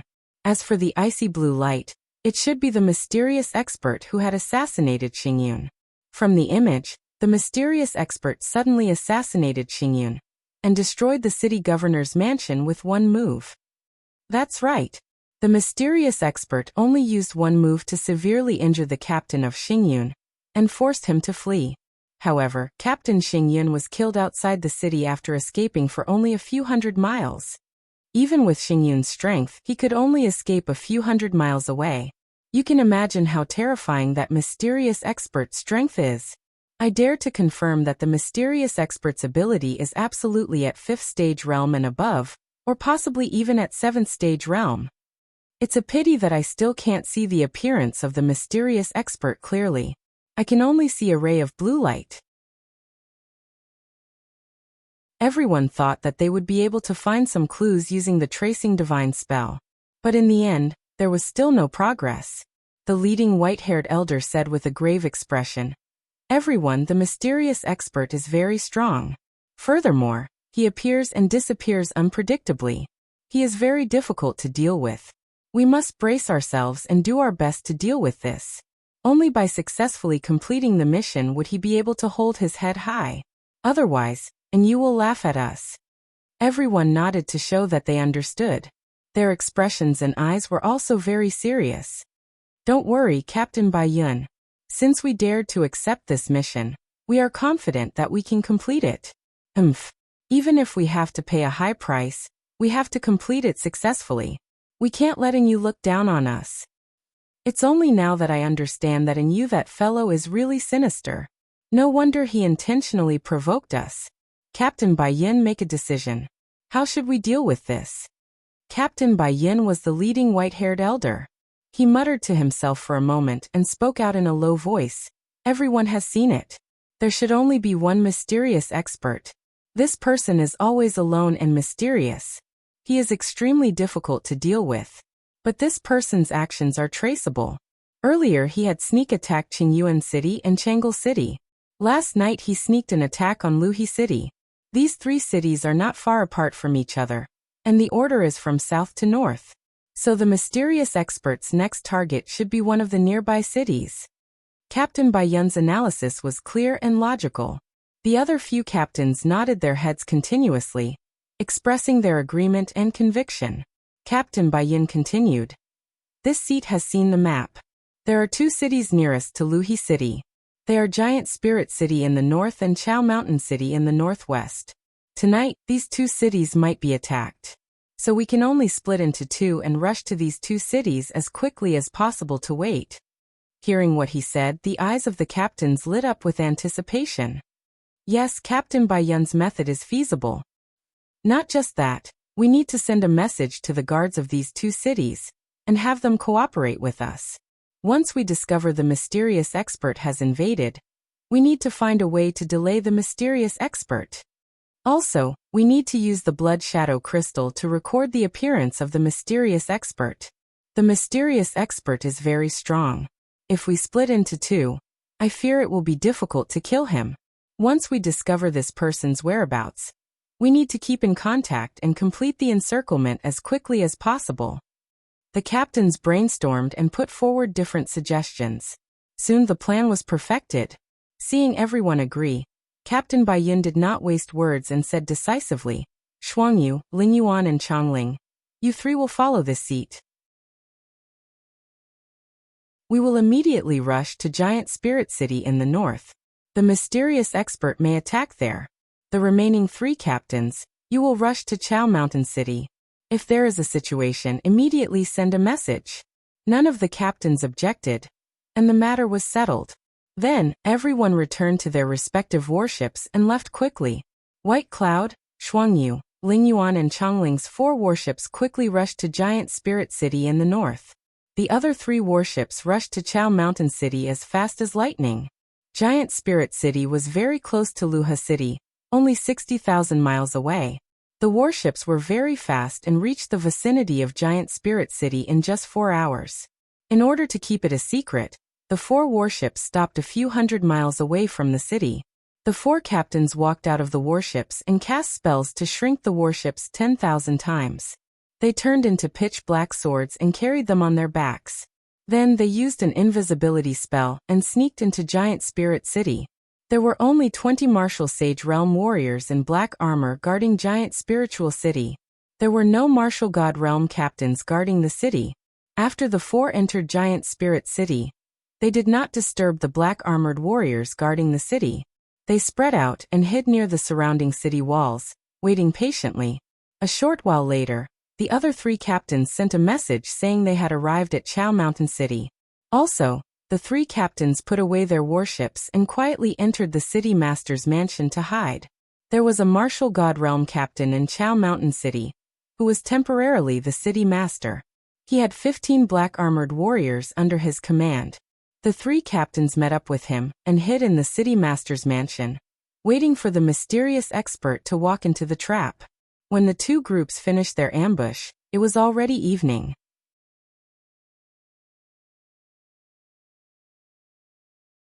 Chapter 2368. 4 hours later, it was deep into the night. Giant Holy City was silent. Only a few palaces and courtyards were still lit. Ever since the Heaven Punisher took over this city, a curfew had been enforced. After dark, no people or martial artists walked outside. They all stayed at home and were not allowed to go out. Therefore, only the patrolling guards were walking around Giant Holy City. The atmosphere was dull and silent. Bai Yun, Shuangyu, Chongling, and Lingyuan were hiding under the city walls in 4 directions. They hid their presence and waited patiently. Waiting was the most torturous. Time seemed to slow down. Bai Yun, Shuangyu, and the others were excited and expectant, but also worried and nervous. They hoped that the mysterious expert would appear as soon as possible, but they were also worried that the mysterious expert was too strong. It was hard to predict whether tonight would be a blessing or a disaster. Finally, it was midnight. The night was even darker, and the cold wind was still howling. Suddenly, a dazzling icy blue brilliance lit up in the city lord's mansion. Then a deafening explosion spread in the night sky. Bang!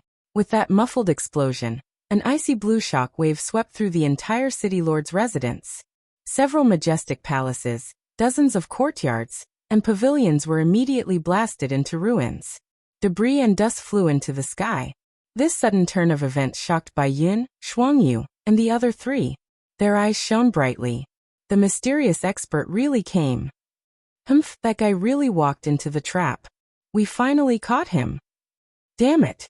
We guarded the city walls, but we did not detect that person's presence? How did he sneak into the city lord's residence? As these thoughts appeared in their minds, the 4 captains rushed to the city lord's residence at their fastest speed. Whoosh whoosh whoosh whoosh. 4 streams of light cut through the night sky and surrounded the ruined city lord's residence in the blink of an eye. The 4 stared sharply at the ruins. Their consciousness covered the entire giant holy city. Strong fighting spirit rose from their bodies. The ruins were full of broken walls. The ground was full of holes and gullies. There were also piles of bricks and stones. The 4 scanned with their consciousness and found hundreds of corpses buried in the ruins. Among them, there were 12 corpses of black-armored warriors, all of them broken and incomplete. It was obvious that the mysterious expert had already assassinated 12 elite warriors. And all of this was happening right beside the 4 captains, but they knew nothing about it. Thinking of this, the 4 of them felt a chill run down their spines. They had a bad feeling about this. The captain of the White Cloud Fleet held a bronze saber in his right hand and a piece of blood jade in his left hand. He quickly sent out a message. Swish! A speck of blood-red light streaked across the night sky and quickly disappeared into the horizon. He wanted to send a message to the people of Chaoshan City to gather them for help. However, just as the blood light flew into the night sky and was about to disappear, an icy blue sword light suddenly burst forth. Boom! The 30-meter-long icy blue sword light suddenly appeared in the sky and slashed at the blood jade. With a muffled sound, the blood jade sent out by Captain Bai Yin was shattered by the sword light and destroyed on the spot. His communication jade slip was actually intercepted by a mysterious powerhouse. This scene caused the 4 captains' bodies to stiffen, and their faces were filled with shock. However, by intercepting the blood jade, the mysterious expert had also exposed her position and aura. She was above the city, tens of thousands of meters above the ground in the night sky. Even though she was using a secret technique to maintain her invisible state, the 4 captains still locked onto her aura. Over there. We found her. Kill. We can't let her escape. The 4 captains roared in unison, waving their swords and sabers as they charged into the night sky. The 4 of them stabbed out with blood-red light that filled the sky, forming saber light, sword light, spear light, and phantom beasts, instantly sealing off an area of 100 miles. The mysterious expert who was invisible was instantly drowned by the blood-red light and could not escape. At the critical moment, she formed a spell with both hands and cast a powerful defensive seal. Ice Crystal Cage. In an instant, endless icy blue light surged out, condensing into a 100-meter-wide ice crystal ball that protected her. This ice crystal ball was very tough and had a powerful defense. Normally, she would use this secret technique to suppress and imprison her opponents. However, at critical moments, she could also use it to protect herself, like a shield. Bam! Bam! Bam! The blood-red light, sharp blades, and phantom beasts all hit the ice crystal ball. Instantly, all the attacks were shattered, turning into billions of blood-red light fragments that scattered in the night sky. The ice crystal ball was also densely covered in cracks and dozens of holes. Of course, the ice crystal ball was still intact and did not collapse on the spot. However, the aftermath of the battle between the 2 sides overflowed into the giant spirit city, causing the city to suffer a calamity. Rumble. With a series of explosions, dozens of holes appeared in the city. Tens of thousands of houses and buildings were blasted to pieces. The entire city shook, and countless gullies appeared in the ground. At least 70 to 80,000 civilians were caught in the aftermath of the battle, and were instantly killed. Hundreds of thousands of people were injured by the aftermath of the battle, or buried in the ruins. Seeing this, the mysterious expert frowned, and a cold light flashed in her clear eyes. Damn those heaven punishers! How could they come so quickly? Did they come here just to kill me? No, we can't fight in the city. Otherwise, giant holy city will be destroyed, and millions of civilians will die. First, lure them out of the city, and then kill them one by one. She made up her mind and did not linger to fight. Whoosh! Her figure flashed, and she teleported 200 miles away from giant holy city. Then she turned into a ball of ice crystal light, flashing in the night sky as she quickly flew into the distance. This scene, in the eyes of Bai Yun, Shuangyu and Changling, was invigorating. That guy really ran away. Ha ha ha. He knows he is no match for us and is scared out of his wits. Chase, we cannot let him escape.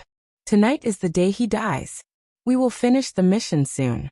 The 4 captains did not hesitate and used teleportation secret methods to start the chase. Whoosh! Whoosh! Whoosh! Whoosh! Everyone flashed and jumped in the sky, closing the distance between them and the mysterious expert. In just 100 breaths, they had chased for almost 10,000 miles and were far away from giant holy city. Only now did the ball of ice crystal light slow down. She seemed to have used up too much power, and could not continue to teleport. She could only fly in the night sky. Seeing this, Bai Yun, Shuangyu, and Ling Yuan excitedly charged over and started a siege. He has no strength to escape. Surround him, don't let him live. Everyone, don't let down your guard, stay vigilant.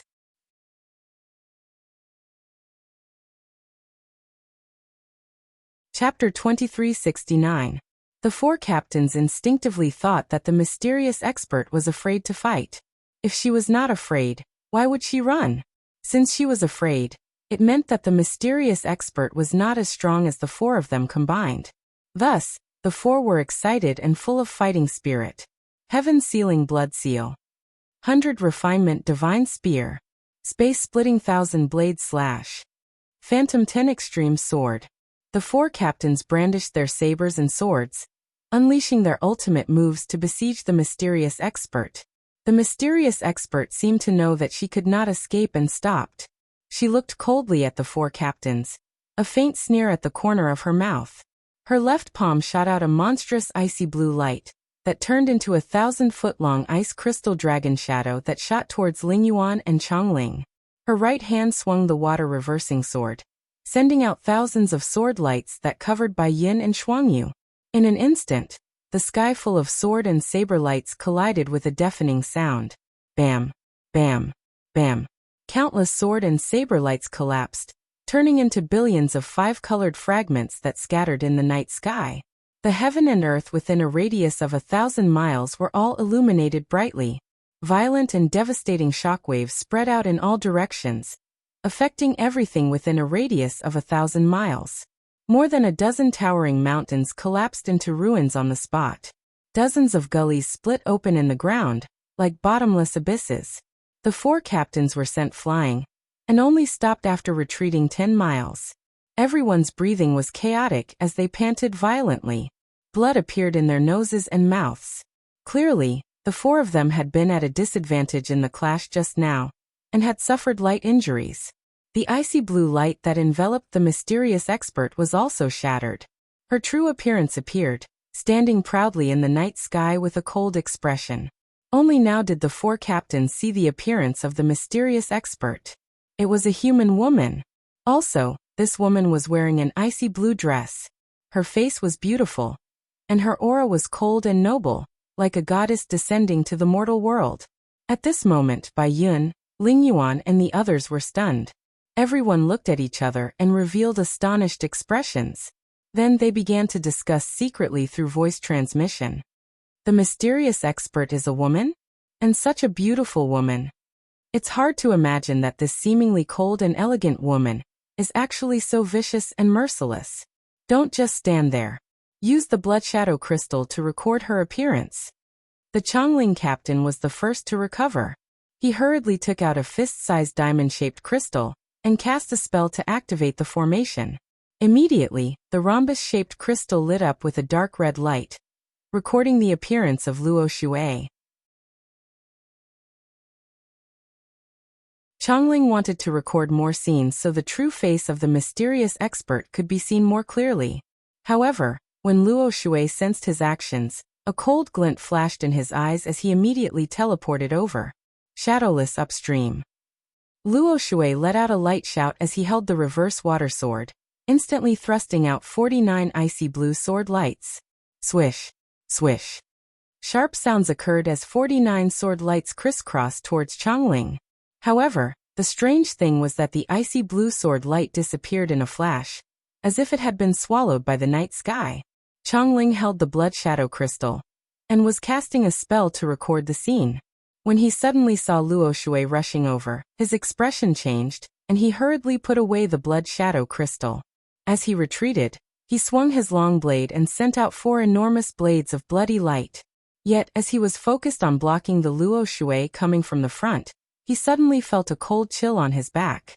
An icy danger of death suddenly attacked him, causing him to show a shocked expression. Bam bam.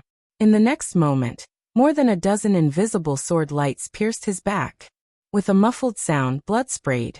An enormous bloody hole appeared on Chongling's back. The wild impact sent him flying, tumbling towards the Luo Shui. At this moment, another 30 beams of invisible sword light pierced into his face. Another string of muffled sounds occurred. His face and chest were covered in blood and flesh. Even the blood-red scale armor on his chest had been pierced 3 times, and blood was gushing out from it. His body convulsed as he screamed in pain and fell from the sky towards the ground. Bai Yun, Lingyuan and Shuangyu saw with their own eyes that Chongling was seriously injured. Their eyes bulged and they roared as they charged. The three of them sent out bloody blades of light. They used a secret method to form the images of vicious beasts that covered the Luo Shui. The Luo Shui had wanted to take the chance to kill Chongling, but was blocked by Bai Yun and the others. He could only wave his sword to block. Bam bam bam. Both sides used their ultimate skills and fought fiercely in the sky, causing the sky to tremble. The rays of light were especially dazzling and lit up the night sky. Violent shockwaves spread out like ripples, turning the surroundings into ruins. The seriously injured Chongling fell into the ruins, creating a large cloud of dust. He struggled up, looked down at his blood-stained body, and hurriedly took out 2 dark red pills and swallowed them. Then he staggered out of the deep pit and flew into the distance. In his present state, it was not suitable for him to continue fighting. He could only watch from afar and heal his wounds. The blood-colored scale armor on his chest had already been pierced 3 times, leaving 3 cracks on it. If the scale armor shattered, then he would not be able to keep his life and would die on the spot. Swoosh! Chongling flew through the night sky like lightning and fled into the distance. However, he had only flown 10 miles away when he was struck by a violent shockwave. Pew! Chongling spat out a mouthful of blood. His consciousness blurred and he almost fainted. However, the powerful shockwave sent him dozens of miles away.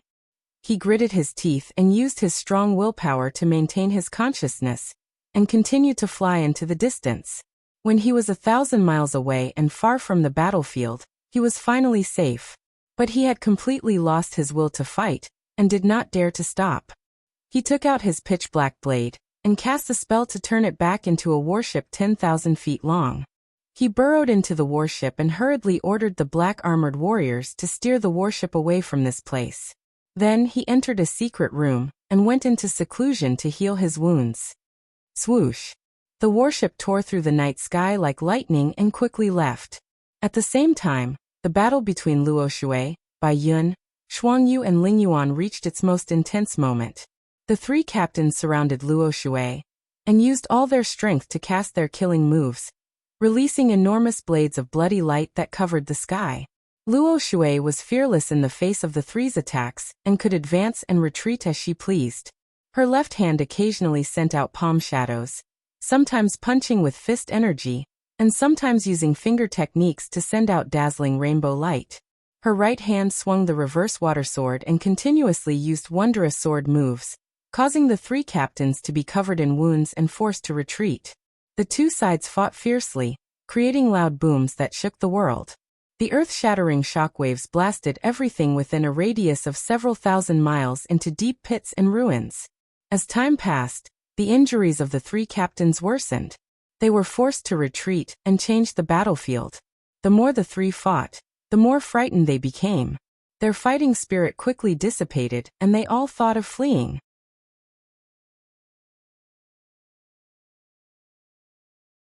Chapter 2370. Unknowingly, half an hour had passed. Luo Shui and the 3 captains had exchanged thousands of blows, and the battlefield had shifted close to 10,000 miles away. Everywhere they passed by were filled with deep pits and gullies, and all the mountains and rivers had turned into ruins. Luo Shui's powers were still strong and her expression was calm. Moreover, there weren't any obvious injuries on her body. The 3 captains' fates were each more miserable than the other. The silver armors they were wearing had long been destroyed. Ling Yuan's legs had been chopped off, and there were at least 40 over wounds on his body, which were so deep that his bones could be seen. Shuangyu's 3 legs and 1 arm were chopped off, and there was a bloody hole in the blood-red scale armor on her chest. Bai Yun's injuries were even more shocking.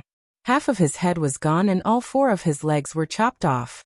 Even though they had suffered such serious injuries, they were still alive and could still fly and fight. Such tenacious vitality made Luo Shui feel astonished and shocked. She sighed silently in her heart. The Heaven Punisher clan was indeed a natural battle clan, and their battle powers were extremely valiant.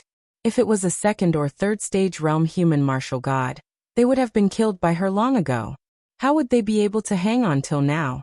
After all, she had not held back and used all her ultimate skills and killer moves.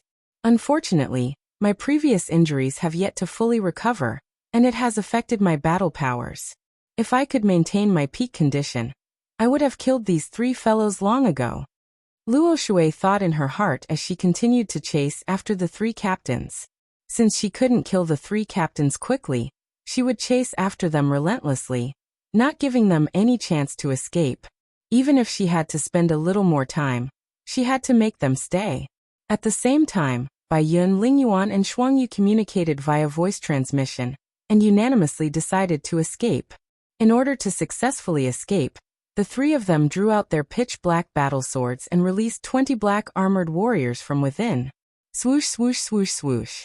A total of 60 black armored warriors appeared in the night sky at the same time, like a patch of black clouds.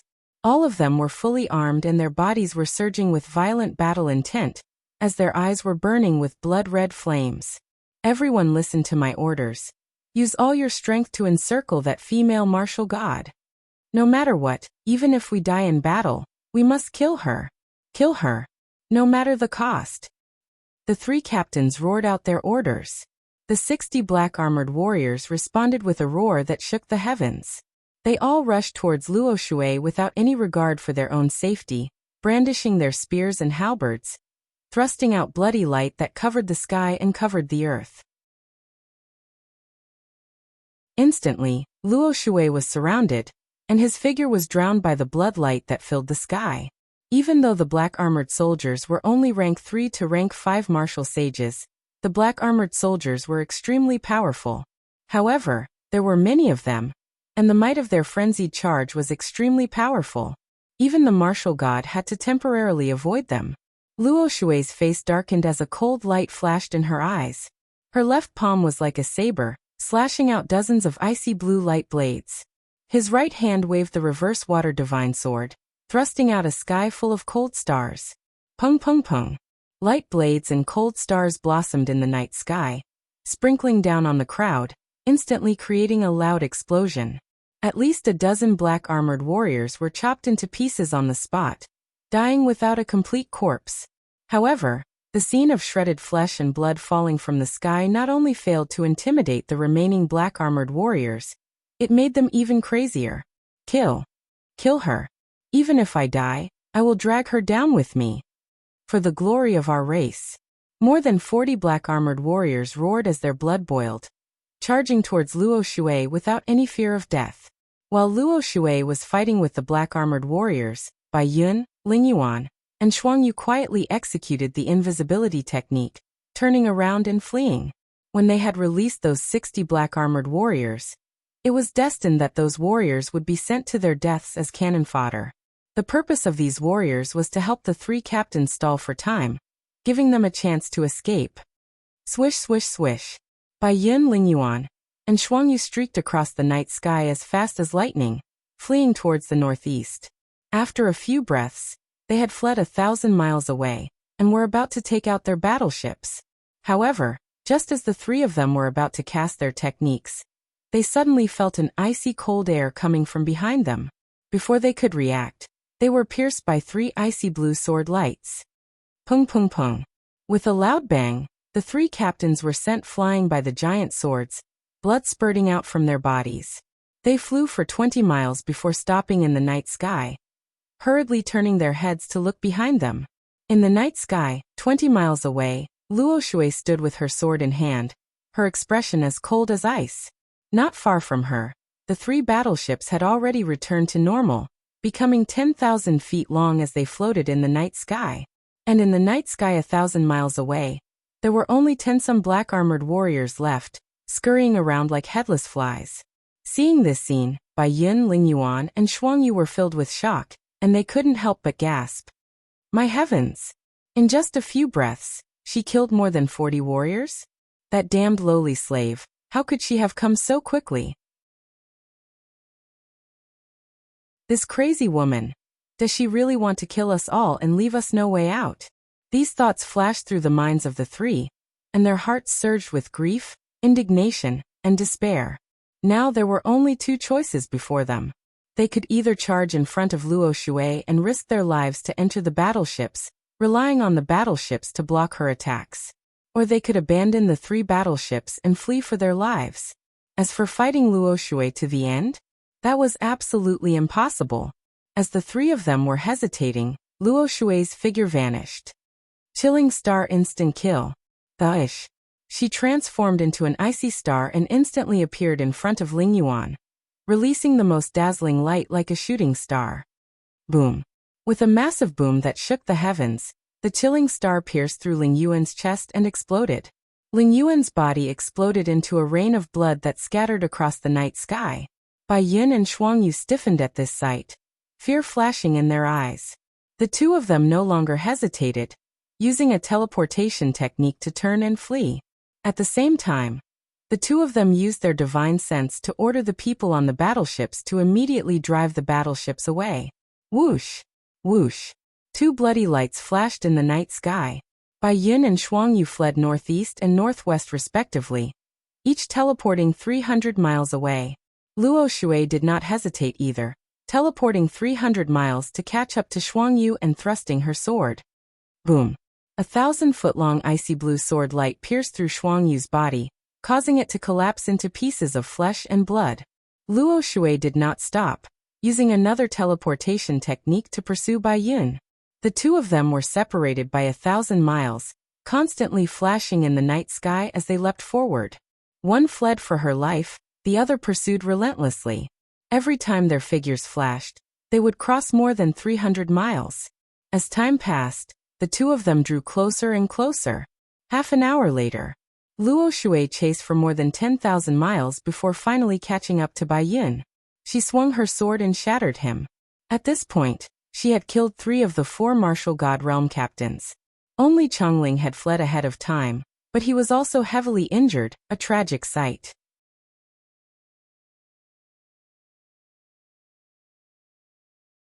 Chapter 2371.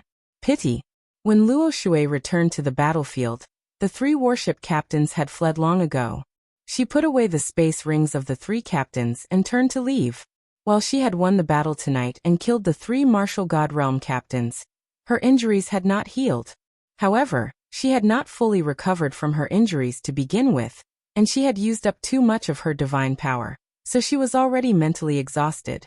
She decided to leave Giant Spirit City and find a safe place to recover her Shen power. Once her Shen power recovered, she would carry out the assassination mission. As for the space rings of the 3 captains, she would leave them until she had time in the future to check them. She believed that since the 3 captains led over 100 martial sages, they must have a lot of resources. Also, she might be able to find some secrets from the 3 space rings and deepen her understanding of the Heaven Punisher race. The chaos in Giant Spirit City lasted for several hours before calming down. First, the city master's mansion was destroyed and half of the city turned to ruins. Then there was an earth-shaking explosion outside the city and divine light shrouded the sky. These scenes made the people of Giant Spirit City realize that there had been a great battle between powerhouses. The next morning, people found that the foreign city master who controlled Giant Spirit City had disappeared. Even those mysterious and powerful black-armored guards were left with only a few of them. Therefore, the news that Giant Spirit City had been attacked, and that the outsiders had suffered heavy casualties immediately spread out. It was early in the morning and the sun was rising. Chao Mountain City was calm. The entire city had just woken up. At this time, a pitch-black warship cut through the sky and arrived above Chao Mountain City. Whoosh!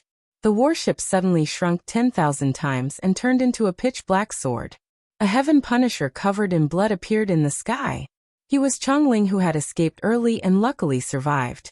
He carried the pitch-black sword on his back and hurriedly landed in Chao Mountain City and the city master's mansion. The 7 fiends captain who controlled Chao Mountain City and the 3 captains hiding here immediately sensed his presence and hurriedly ran out. Whoosh whoosh whoosh whoosh. At the gates of the city master's mansion, the 7 fiends captain and the other 3 stopped Chongling. When everyone saw Chongling covered in blood and wounds, their pupils contracted and they were puzzled. Captain Chongling, what happened to you? How did you get so heavily injured? Who did this?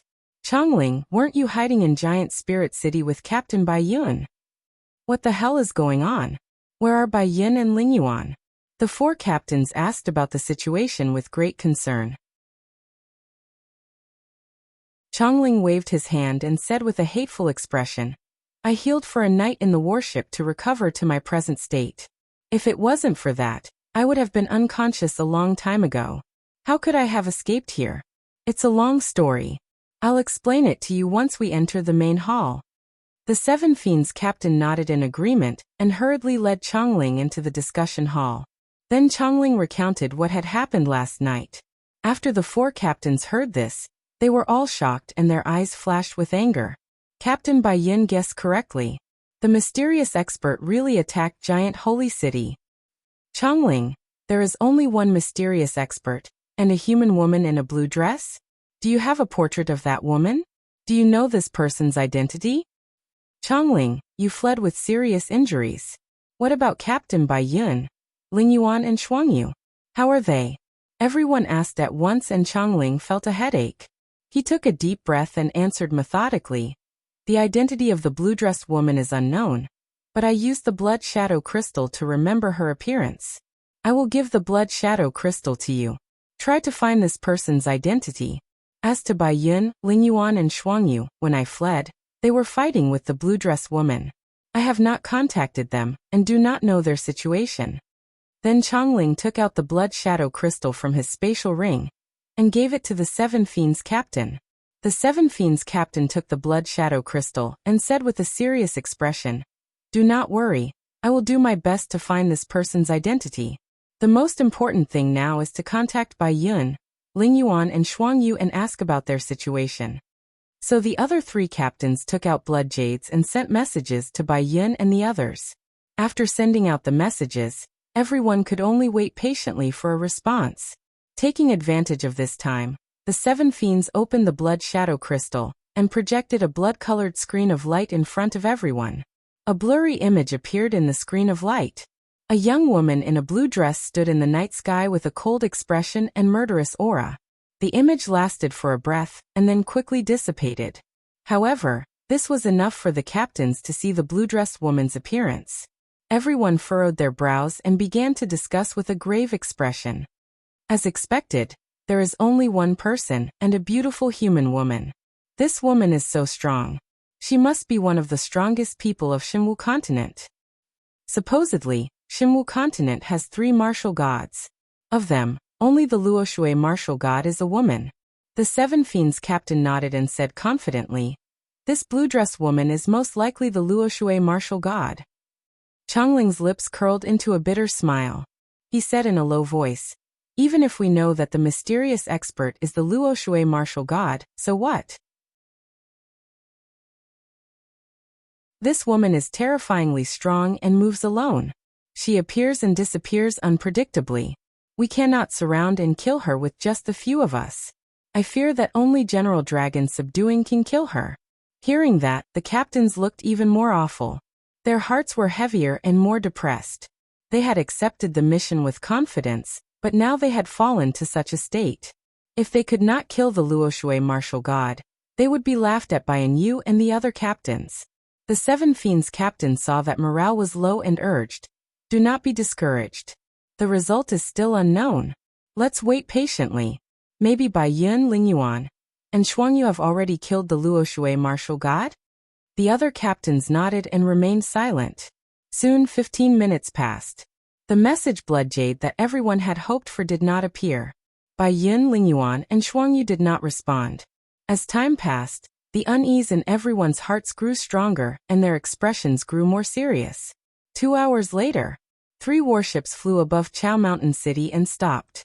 The doors of the warships opened, and several black-armored soldiers flew out and hurriedly ran into the city master's office. They charged into the discussion hall and knelt down to report the situation to the Seven Fiends, Chongling, and the others. Captains, Captain Bai Yun was killed by a mysterious expert. The blood spirit imprint has dissipated. The blood spirit imprint of the Ling Yuan ship has also dissipated. Captain Ling Yuan has also died. Captain Shuangyu has also died in battle. Captains, please take revenge for us. Hearing this news, the 7 fiends, Chongling, and the others widened their eyes, their faces ashen. You're tuning in to the Li Mei's Wuxia Whispers YouTube channel. We're so grateful for your support, and don't forget to subscribe to join us on this incredible journey through captivating stories. Your generosity through donations truly makes a world of difference, as it's the primary source of revenue that allows me to expand and enhance this channel for you. Thank you from the bottom of my heart for being a part of this adventure.